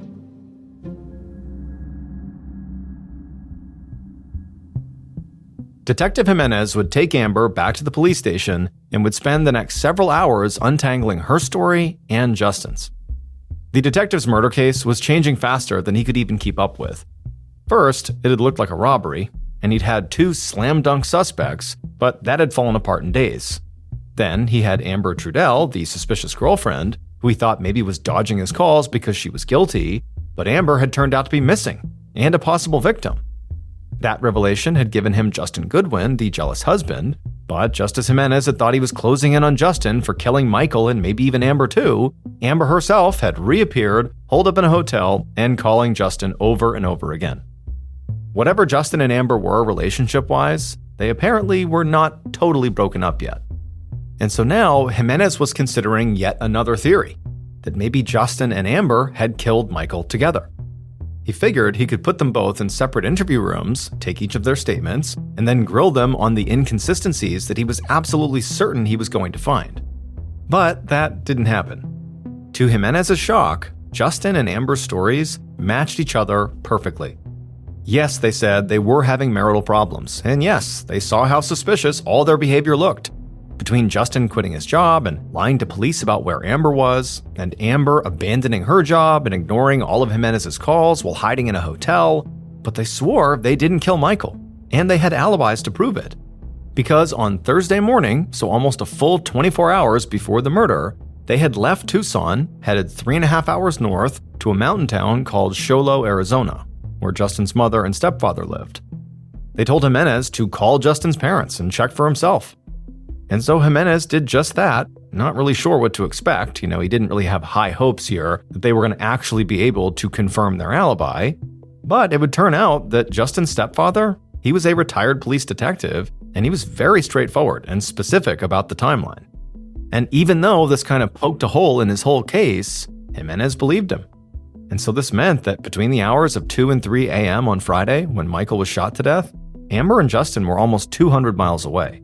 And not only that, but Justin's gun, that had been such a red flag, was not the same caliber as the murder weapon. And so Jimenez's best suspects were just more dead ends. Jimenez let Amber and Justin leave the police station, and he went back to his desk, where he slumped in his chair and stared miserably at nothing. By now, it was late in the day, and Jimenez had no new ideas. His case was turning out to be much more complicated than he had initially thought, and now nothing was making any sense. And so he figured, what he really needed to do now was just take the weekend and look at the case with fresh eyes on Monday.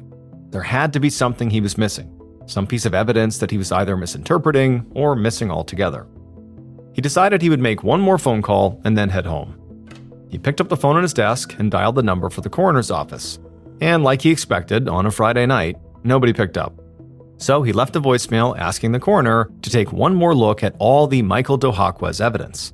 He explained he wasn't totally sure what he was looking for, but something just didn't feel right, and he wanted the coroner to look really closely one more time so that he had sort of a good starting point on Monday. Then Jimenez hung up the phone, picked up his jacket, and headed home.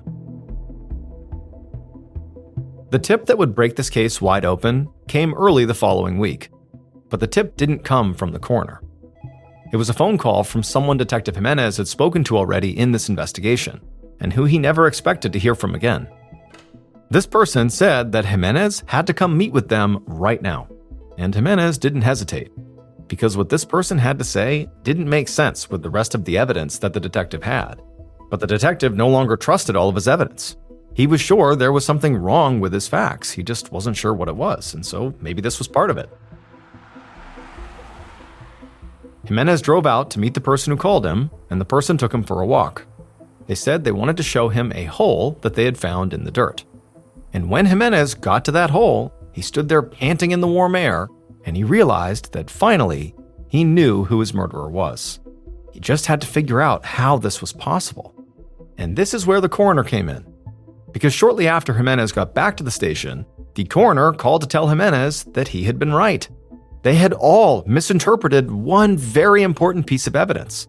The truth had been right in front of them all along. They just hadn't put it together. It was 1:30 in the morning, and Michael had just confronted his killer in the messy kitchen of his home. The killer was enraged, and the two of them were standing near the sink, shouting at each other.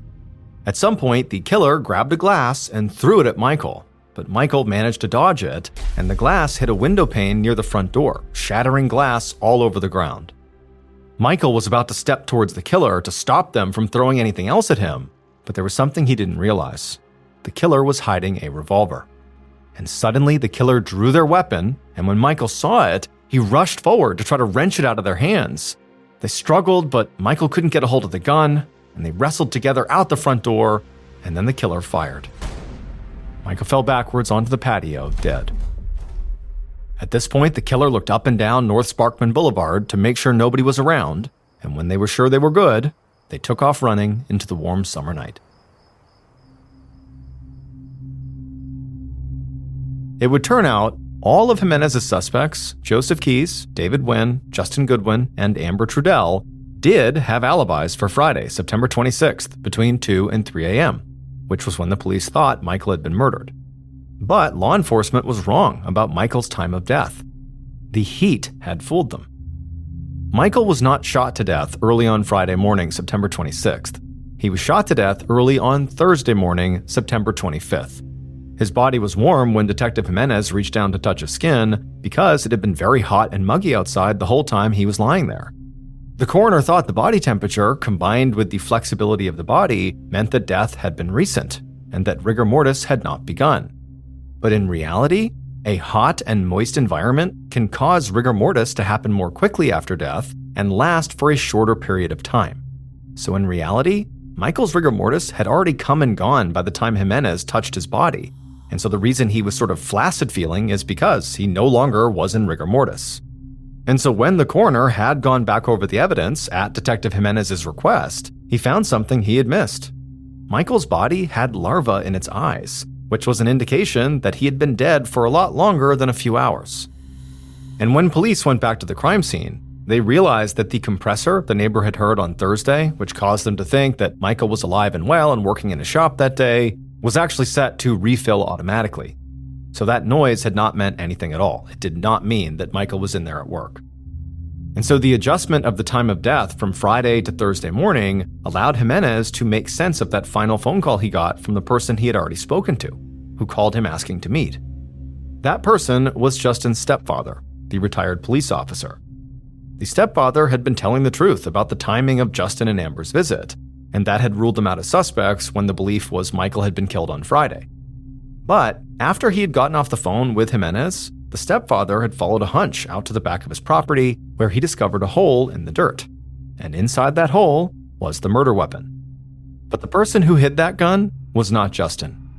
It was his soon-to-be ex-wife, Amber Trudell. On Friday, October 10th, an arrest warrant and a nationwide alert was issued for Amber, who had fled Tucson. U.S. Marshals arrested Amber at her grandmother's house in New York. During her trial in March of 2005, Amber claimed that Michael sexually assaulted her on the night he was killed, and that he himself was actually the one who pulled the trigger during their struggle, which resulted in him being shot and killed. However, she was still convicted of second-degree murder and was sentenced to 13 years in prison. On October 19, 2016, Amber was released from prison, having served out her entire sentence. Our next story is called Luggage. From the time Gareth Williams was a young boy, his parents knew he was extremely gifted. When he was just 17 years old, he achieved a first-class honors mathematics degree from a university in his hometown of Wales. A couple of years after that, he had his PhD from the University of Manchester in England. And after that, he was accepted into a postgraduate course at one of the most prestigious universities in the world, Cambridge. But he wouldn't finish that degree because his incredible academic achievements had got the attention of Britain's intelligence agencies, and they began recruiting him. In 2001, when Gareth was 23, Britain's communication headquarters, commonly known as GCHQ, which is one of Britain's main intelligence agencies, offered him a job as a codebreaker. He eagerly accepted the job, dropped out of Cambridge, and then moved into a modest apartment in Cheltenham, which is the resort town about 88 miles away from London where GCHQ is located. And there he would live and work for the next 10 years. Despite being an intensely private and shy person, Gareth was a highly valued team player whose genius in mathematics and technology helped his group win a number of Britain's highest awards for international code breaking. In 2009, one of Britain's other main intelligence agencies, the famous Secret Intelligence Service, or MI6 for short, they were so impressed with Gareth that they offered him a job to come over and work for them. This was a very rare chance for Gareth to go operational and become a spy in the kind of Hollywood sense of the word. He would effectively become a real-life James Bond, and so he jumped at the chance. But shortly after taking the job and moving to London, he regretted his decision. He hated the intense competitiveness within MI6, the flashy cars and flashy lifestyles, and the pressure to go out and party with your coworkers every weekend. Gareth just wanted to do his job and then be left alone. At GCHQ, nobody cared he felt that way. But at MI6, this behavior made him an outsider. Before he left MI6, he took his annual 2-week vacation. But when the vacation was over, he didn't come back to work at his office in London. And for some reason, MI6 never checked in on him to see where he was. It wasn't until his sister called police after not hearing from him that anybody looked into his disappearance. On August 23rd, a uniformed officer went to Gareth's apartment in London to do a welfare check. After knocking on the door and not getting an answer from Gareth, the officer got the key to the apartment from the landlord and went inside. He yelled out for Gareth. There was no sign of him on the first floor. He went upstairs to see if maybe Gareth was up there. He's yelling for him the whole way as he's going up. He gets to the second floor. There's nobody up there, but there's a closed door. And what he finds on the other side of that closed door would make international headlines for weeks. When he opened the door, he walked into a bathroom, and there was nothing unusual about the bathroom, except in the bathtub there was this big red duffel bag. And inside of that duffel bag was the badly decomposed body of Gareth Williams. The zipper of the bag was padlocked shut on the outside, and the key to this padlock was underneath Gareth's body inside of the bag. There were no fingerprints on the rim or inside the bathtub. There were also no fingerprints on the bag itself, or on the 2 zippers, or on the padlock, or on the keys. Gareth's iPhone had been found nearby sitting on a table, and it had been factory reset. And later, investigators would determine it had been reset on August 15th, which was the last day Gareth was seen on CCTV footage, and it was also the day that they believe he died.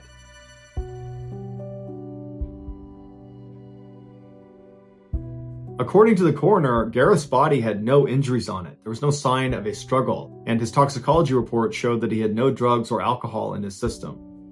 The thermostat inside of Gareth's apartment was jacked way up, so it was very hot inside of his apartment, despite the fact it was summer and it was the height of the summer in August. But regardless, the excessive heat in his apartment sped up the decomposition process and made it impossible to precisely determine a cause of death. Despite a lengthy investigation by police, there was never a conclusive determination as to what exactly happened to Gareth, although there are many theories. Some say the Russian mafia killed him because right before he died, he had been focusing on money laundering in Britain that was tied to the Russian mafia, which would have made him a target. Another theory is MI6 had something to do with Gareth's death, which is why they were not so eager to go looking for him when he didn't come back from his vacation. In fact, one former MI6 agent has come out and said he believes there was a cover-up. He was interviewed by CNN and said that it looked like MI6 had gone into Gareth's apartment ahead of the police and wiped it all down, removing fingerprints and DNA evidence. The last prominent theory is that Gareth did this to himself. It was discovered that he made occasional online visits to bondage sites, and at least one time he'd had to yell out to his landlord to help get him out of his bed because he had tied his wrist to the bed frame and couldn't get himself undone. But when 2 experts who were a part of the investigation attempted to put themselves inside of a similar-sized duffel bag and lock it with the padlock on the outside, they couldn't do it despite trying over 400 times. And even if Gareth could have somehow physically got himself inside of this bag and locked it from the outside, how could he have done that without leaving fingerprints all over the bag, all over the lock, the zippers, all over the tub? Because when he was found, he didn't have gloves on. Ultimately, despite the red flags, Gareth's death was determined to be probably an accident and was closed 3 years after his death. By the beginning of 2016, everybody who lived in apartment building number 12 on Shanxi Road in the big Chinese city of Xi'an knew to stay away from the woman who lived at the end of the hall on the 15th floor. Now, they didn't know much about this woman, but what they did know about her was totally bizarre and kind of alarming. The woman, whose family name was Wu, but nobody actually knew this woman's individual name, was 43 years old and she lived alone. And from what residents could tell, nobody ever came to visit her and she almost never left her apartment. But oftentimes, residents on the 15th floor could hear this woman talking to herself very animatedly inside of her apartment, and sometimes she'd even get into these big arguments with herself where it was clear she was kind of playing the role of multiple personalities at once. But none of these things were the reason why people avoided her altogether. They avoided her because she seemed really dangerous. One day, a few months earlier, a teenage girl was walking down the hallway on the 15th floor, making her way towards her friend's apartment, when she passed by this woman's apartment door. And as soon as she walked past, the door to this woman's apartment flew open, and the woman rushed outside and began screaming incoherently. And so this teenage girl, she whips around and sees this woman, and instinctively, what this girl thought was, oh my goodness, this woman is being attacked. She's running away from somebody in her apartment or something. But then very quickly, it became apparent that this woman was not being attacked. She was attacking the teenage girl. So this woman, she looks at the girl and her eyes go wide and she kind of curls her hands into claws. And then she began running down the hall towards this girl. And so the girl, she begins to scream and she turns and she runs down the hall and she manages to pound on her friend's door. And her friend happened to be right behind the door. They opened it up, the girl ran inside, and they shut and locked the door right as this woman came barreling into the door. And this behavior from this woman on the 15th floor was just the beginning. Following this first attack, the woman on the 15th floor would routinely barge out of her apartment and chase down young women and teenage girls that were walking past her door. Now, this woman never actually hurt anyone that she chased down and even reached in time. She just kind of scared them. And so as a result, the residents of this apartment building, including the women and young girls who had been attacked by this woman, their reaction to this was not anger or resentment or, some desire to go call the police and have this woman arrested. Instead, the residents of this building just kind of felt bad for this woman. It seemed very obvious that she was mentally unwell and probably very lonely, and so they kind of collectively decided to not call the police and instead just kind of ignore her. But sometime in early February, this woman's random attacks on young women and girls just kind of stopped. And at first, residents, especially of the 15th floor of this apartment building, were just relieved because all of a sudden you could walk down that hallway in peace again. But by the end of February, it dawned on people who lived in this apartment building that not only had this woman stopped her random attacks, but also now they couldn't even hear her inside of her apartment talking to herself because that was something people always heard, and now her apartment was totally silent. And so pretty quickly, people became kind of worried about this woman. But nobody was willing to go knock on her door and actually make sure she was okay, because again, this woman was viewed as being kind of dangerous. I mean, she was literally jumping out of her apartment and attacking random passerbys, and so people just continued to keep their distance from this woman. And so as people did that, they began to tell themselves that, probably she just moved out without anybody noticing, and that's why she's gone quiet. But it would turn out that was not the case. Right around the time the woman on the 15th floor stopped her attacks and went silent, sometime in early February, an elevator inside of this apartment building broke down between floors 11 and 10. And so a maintenance crew was called out to fix the elevator, but when they got there, they realized they didn't have the supplies or the manpower to actually make the fix, and so a decision was made to just cut the power to this individual elevator car, and then the work crew said they'd come back in about a month when they had the right supplies and people. And sure enough, a month later, this crew came back with what they needed, and they were able to lower the broken elevator car down to floor 10, and then they opened up the doors, and they were absolutely horrified at what they saw inside of that car.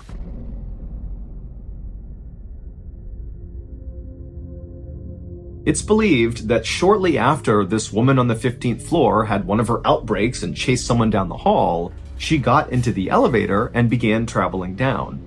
And when the elevator car got between floors 11 and 10, it came to a lurching stop. But for some reason, when this happened, The woman did nothing. She didn't yell for help, she didn't scream, she didn't pound on the doors, she didn't press any buttons. She just sat in the elevator car in absolute silence. And so eventually it was discovered that one of the elevator cars in this apartment building was broken, not because the woman had called out, but probably because someone had tried to hail the elevator and it didn't come down. And so that maintenance crew was called out, but they couldn't make the repair, and so they decided to cut the power to that car and come back in a month. Now, this elevator crew had no idea there was anybody inside the elevator car because, again, this woman who was trapped in there was totally silent throughout their attempts to try to fix the car. And so after these workers cut the power to this elevator car and left, this woman was doomed. This woman just sat in silence in this elevator car with no food and no water for several days until she died of dehydration, which is one of the most agonizing and slow ways to go. Now, at some point, this woman did attempt to free herself because there were scratch marks inside the elevator indicating that she had tried to claw her way out, and her hands were totally mutilated, suggesting she really had been clawing pretty hard, but that was the only time she tried to save herself. Otherwise, she just sat there and eventually died. On the night of April 7th, 2014, 32-year-old Robin Spielbauer tucked her 10-year-old daughter into bed in their house in Amarillo, Texas. Robin told her daughter that she loved her, said goodnight, and then walked out of the room. Robin could hear the TV on in the front room of the house, and she began heading that way, but before she got there, she stopped to look in on her younger daughter.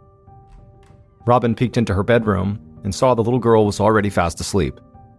And as soon as she saw this, Robin just felt this complete sense of calm come over her. As a single mother with 2 young kids, Robin's days could get busy and chaotic. But she was finally able to relax each night when she knew her daughters were safe and sound in their beds like they were right now. Robin left the bedroom and walked down the hall into the front room of the house, where she found her mom and dad watching TV. Robin took a seat on the couch with her parents, grabbed her phone out of her jeans pocket, and quickly sent a text message. Robin's mom looked over and asked her daughter if everything was okay. She was fine, just making some plans. Robin knew her parents loved having her and the 2 girls in the house, and they played a huge part in helping her take care of the kids. But Robin thought in a perfect world, she would not be living with her parents in her early 30s. Because for many years before she wound up back at her parents' house, Robin had been living a life she loved on her own. When she was 22, she had fallen in love with a great guy named J.D. Spielbauer. J.D. was a former United States Marine and had served in Afghanistan and Iraq. Robin's father had been in the military most of his life, and so her parents had been really happy when Robin started dating a military veteran. Robin got pregnant just 2 months after they started dating, and so she and J.D. had their first daughter, then got married, and then they had their second daughter a few years later. And for Robin, ever since she was young, all she had wanted was to be a mom. And so she didn't really care that she and JD struggled with money sometimes, or that raising kids really wasn't always easy. She and her husband loved each other, and they had these 2 beautiful girls. That was more than enough to be grateful for. But in 2012, after she and JD had been together for almost 10 years, everything began to change. JD became distant, and he started spending a lot of time away from home. And not long after that, Robin had discovered that JD was cheating on her with a woman named Katie Phipps, who just happened to be one of Robin's friends from church. After Robin had learned that her husband and friend were having this affair, she divorced JD, took the kids, and moved back in with her parents. And not long after that, JD had married Katie Phipps, which really only added to the tension. Back on the couch, Robin's phone buzzed in her hand. She glanced down at the text, smiled, and got up. She told her parents she would have to run out for a bit and asked if they could watch the kids while she was gone.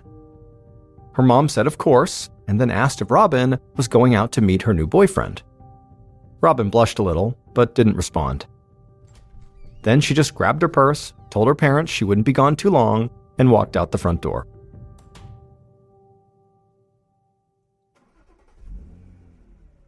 A few minutes later, at about 9:30 p.m., Robin drove her black Chevy Tahoe out of town and turned onto Helium Road, which was a long, winding dirt road surrounded by farmland on both sides.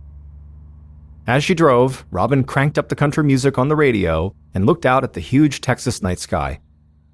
The only light on the road came from her headlights and the moon, and this made Robin feel like she was out in the middle of nowhere. But that was perfect as far as she was concerned. In fact, that's why she'd chosen Helium Road for this meeting in the first place. She didn't want anyone to see what she was about to do. Eventually, Robin pulled her SUV over to the side of the road, put it in park, and began to wait. And as she did, she listened to the radio and looked out the window. And then eventually, she saw headlights coming down the road behind her.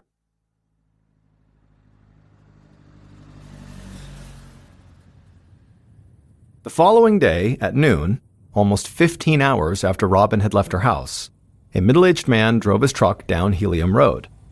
The sun was bright, and it was about 65 degrees Fahrenheit. It looked and felt like a perfect spring day. As the man was driving, he spotted something in the distance, so he slowed down and squinted. And he was surprised by what he saw. 3 young girls were running down the road right towards him, and they were screaming. This part of Helium Road was usually pretty deserted, and it wasn't really a place where kids played. So the man immediately hit his brakes, put his truck in park, and stepped outside to see what was going on. He walked over to the girls and asked if they were okay. And without breaking their stride, all 3 girls pointed behind them and started yelling, "She's dead! She's dead!" The man looked where the girls were pointing, and he saw there was a black SUV parked on the side of the road. He told the girls to stay where they were, and then he ran over to the SUV. And when he got there, at first glance, it just looked like somebody had abandoned the vehicle. However, when he walked to the passenger side of the SUV and looked at the ground, he just froze. The man was in total shock at what he saw, and it horrified him that 3 young kids were clearly the first ones to have stumbled onto this scene. The man took a breath and steadied himself, then he grabbed his phone and dialed 911.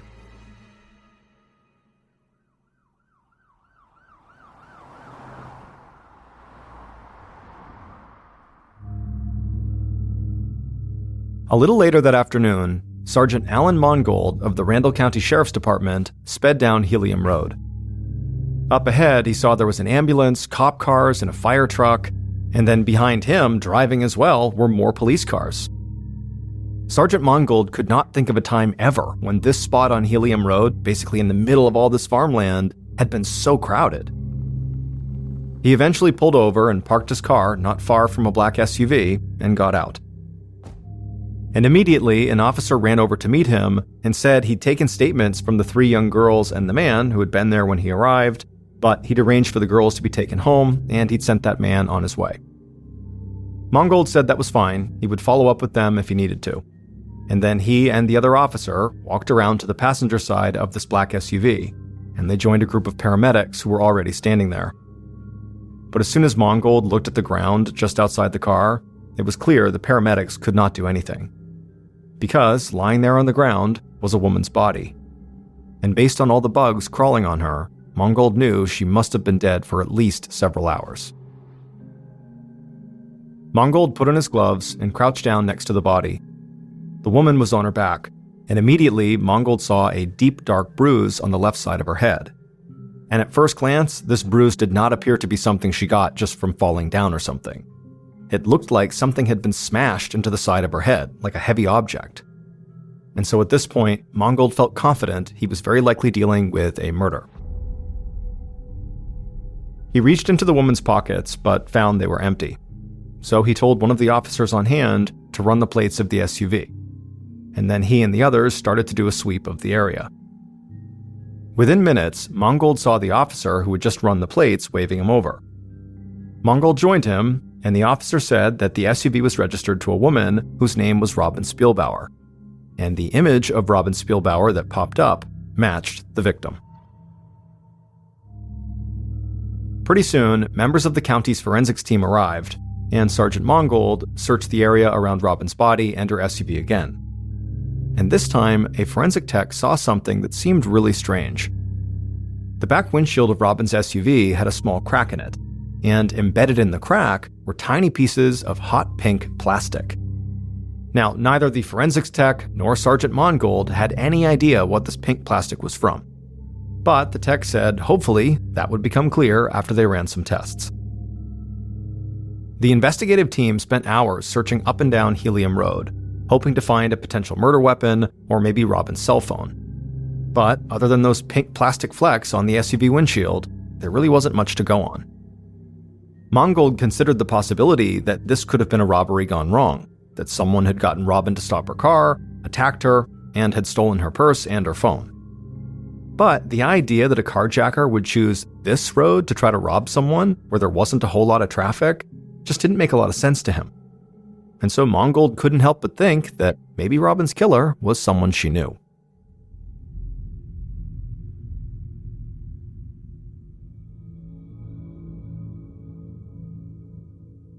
The following morning, April 9th, Sergeant Mangold sat at his desk reviewing the autopsy report. The report stated that Robin had most likely died the night before her body was found, and then her body had just laid outdoors on the side of the road overnight.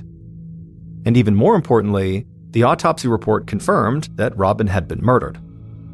Because in addition to the blunt force trauma wound that Mangold had found on the side of her head, the medical examiner had also discovered a gunshot wound from a .22 caliber pistol in the back of Robin's head.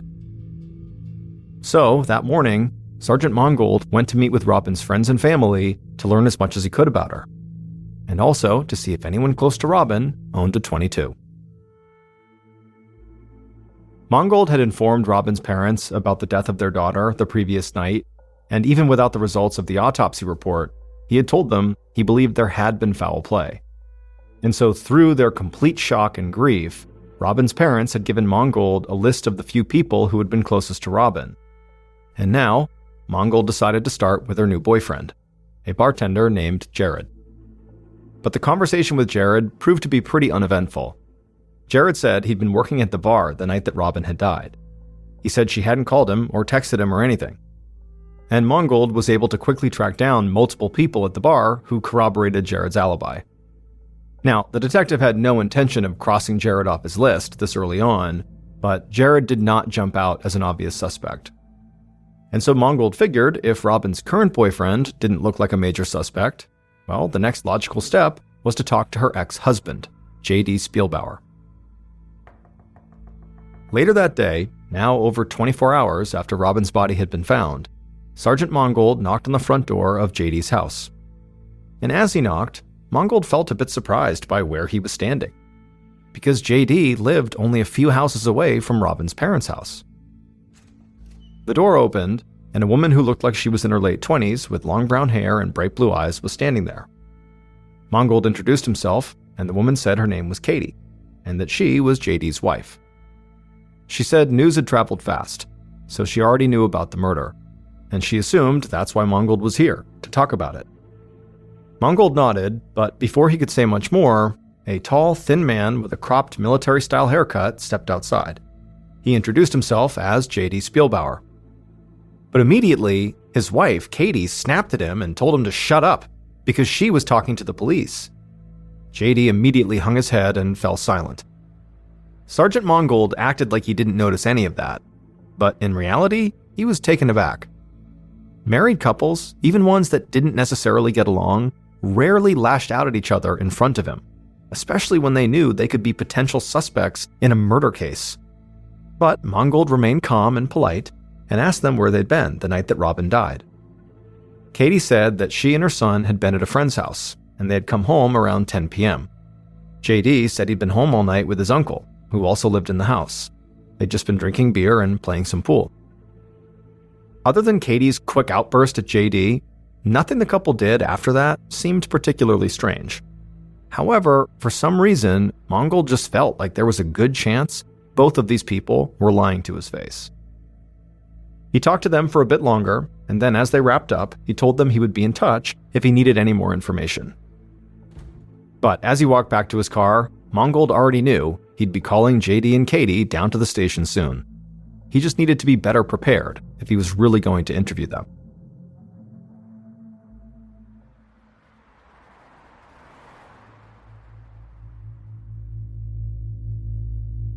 After leaving J.D. and Katie's house, Mangold drove a few minutes across town to Robin's best friend Aaron's house.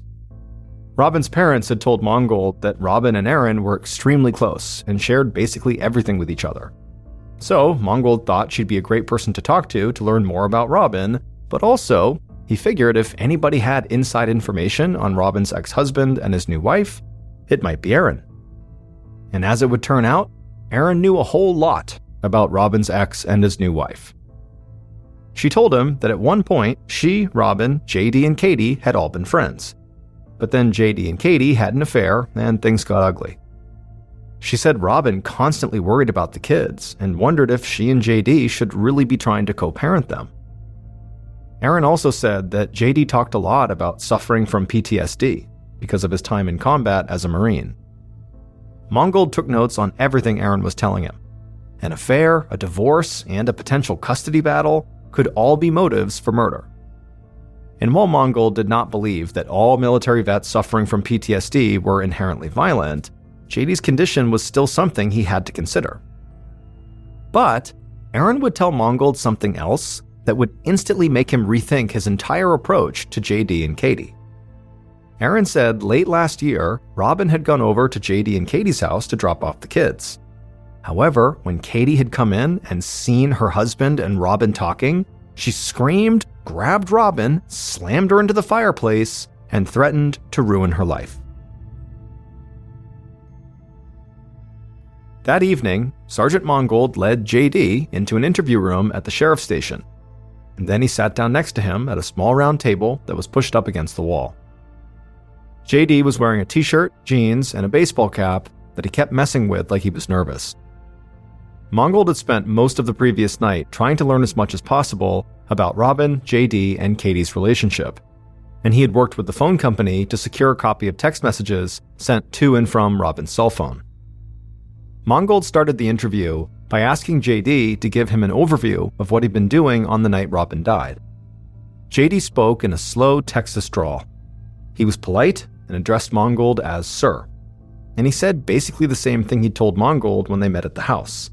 He'd been hanging out with his uncle at home, drinking and shooting pool. Mangold nodded and asked if he'd seen Robin at all on that day, but JD shook his head and said he had not seen or talked to her. Sergeant Mangold reached down and grabbed a file folder out of a briefcase. He opened the folder and pulled out a piece of paper. Then he turned to JD and said he wanted to help him because clearly JD was having trouble remembering things clearly. Mangold told JD that this piece of paper was a record of all the text messages Robin had sent and received on the night she died. And her final text exchange was with JD, just before 9:30 p.m. And it was clear from this text that the two of them had been planning to meet up that night. JD immediately took off his hat and ran his hand through his hair. He apologized for lying, and then as he tried to explain himself, he started to stammer. Finally, he got out that Robin was supposed to meet him that night at his house to talk about a standardized test their older daughter was supposed to take. However, JD said Robin never showed up. At this point, Mangold really began to press JD. He asked him if Robin had never showed up, why hadn't he reached out to her? And JD really struggled to come up with an answer. He remained polite and kept calling Mangold Sir, but as he was doing that, Mangold got the impression that this was not a man who planned things out, or who could easily organize his thoughts. And so eventually, Mangold told JD that he could assume only one of two things. JD had lied because he was the one who murdered Robin, or he had lied to cover for someone else. JD just shook his head and said he would never hurt Robin. But Mangold snapped back and said, well, if you didn't kill her, who did? JD went quiet for a second, and then he looked up at Mangold and just said, I have suspicions. Now, during this interview, JD did not come out and actually say who he suspected, but Mangold thought it was pretty clear. In fact, Mangold had the same suspicion since he talked to Robin's friend Erin. So Mangold didn't waste any time. He let JD go, and then had JD's wife, Katie, brought to the station and into the same small interview room. Katie was wearing a sweatshirt with a pink camouflage pattern on it, and while her husband, JD, had looked very nervous when he came in, Katie, on the other hand, just looked mad. But before Sergeant Mangold could even ask her a question, she said she needed him, Mangold, to tell her something. She said she needed to know if JD was having an affair with his ex-wife Robin. Mangold said he didn't know if that was the case, but he did know that JD and Robin had planned to see each other on the night that Robin died. After hearing this, Katie broke down sobbing and put her face in her hands. She said she knew it. She knew Robin had been trying to tear her marriage apart because Robin had never gotten over JD after the divorce. But despite all the obvious anger Katie felt towards Robin, she insisted that she had nothing to do with Robin's murder. However, despite what Katie and JD said during their interviews, Sergeant Mongold still decided to secure search warrants for their house and their cell phones, and he felt sure he would soon be able to arrest one or both of them. On April 10th, so just 3 days after Robin's murder, Sergeant Mongold and the investigative team searched JD and Katie's house, and they quickly found a room filled with guns. Mongold didn't think that was strange, though. Amarillo, Texas was home to a lot of avid hunters, and most of the weapons in this room were hunting rifles. But one gun immediately caught the detective's eye. Sitting in an open case was a Sig Sauer .22 caliber pistol. Now, Robin had been shot with a .22. But that was not actually the only thing that made this gun stand out. This gun had hot pink plastic accents on part of the grip and the barrel. And when Mongold leaned down to get a better look, he noticed that part of the pink plastic on the grip was cracked, and that small pieces of the plastic appeared to be missing. And so right away, Mongold assumed that those small pieces of pink plastic that were missing must have wound up embedded in the back windshield of Robin's SUV. Investigators quickly found out that the gun was registered to Katie, and they even found photos she had posted on social media of her holding that gun. And later that day, when police searched Katie's text messages, they found something just as damning. In the 4 days leading up to the murder, Katie had sent 336 text messages to JD, threatening to ruin him and Robin. And the final text message, number 336, which Katie had sent to JD about an hour before Robin had left her parents' house and driven out to Helium Road, said, "You started this whether you want to believe it or not. I will finish it." The Randall County Sheriff's Department and the District Attorney's Office moved fast. On April 11th, 4 days after Robin's murder, they arrested Katie.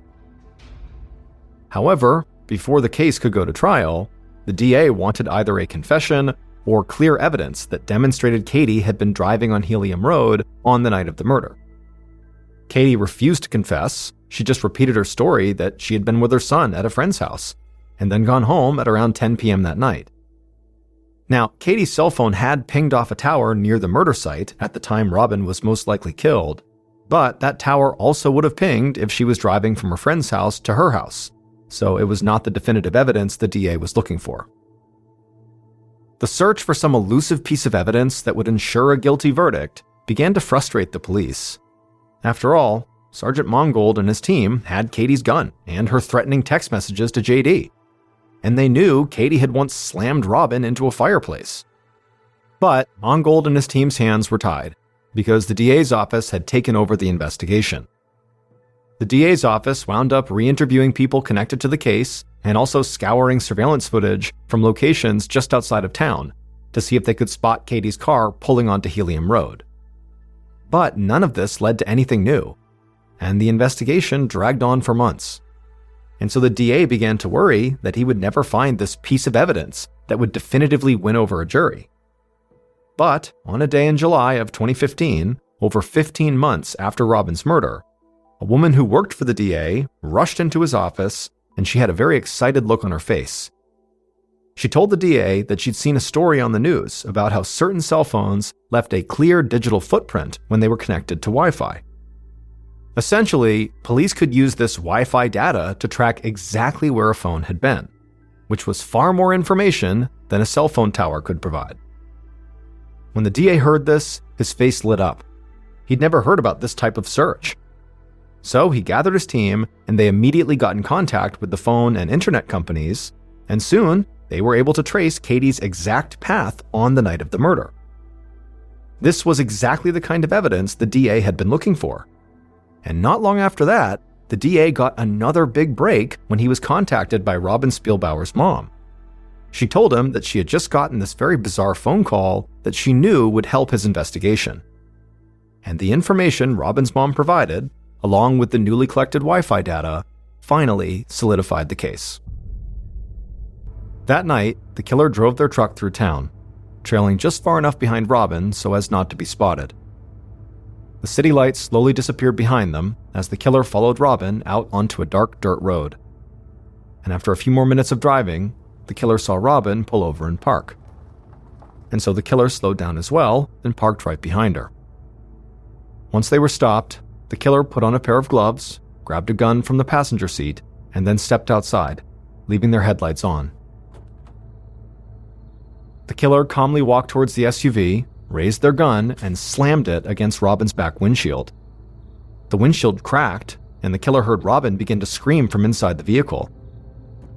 The driver's side door of the SUV suddenly flew open, and Robin lunged out of the car and started screaming at the killer. But the killer just raised their gun. Robin saw the gun in the headlights from the truck, and she ran towards the farmland that surrounded the road, trying to get away, but the killer followed, and they aimed at Robin in the low light, and they fired.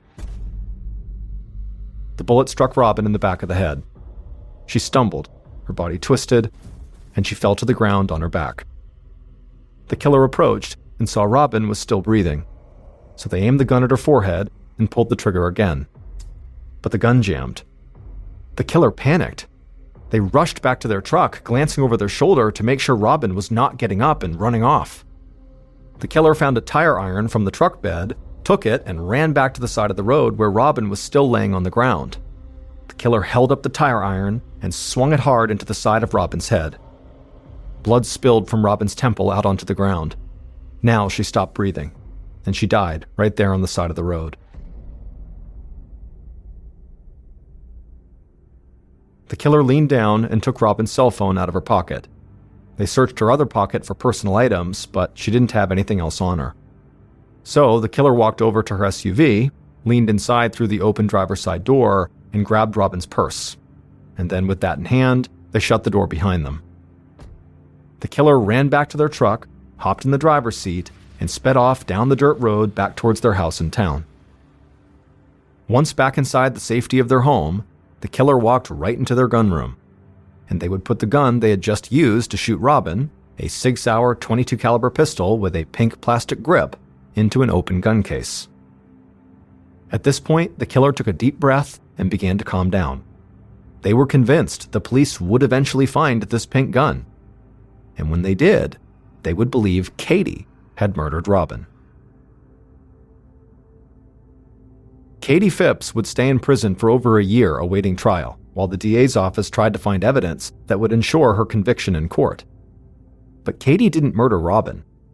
Her husband, JD, did.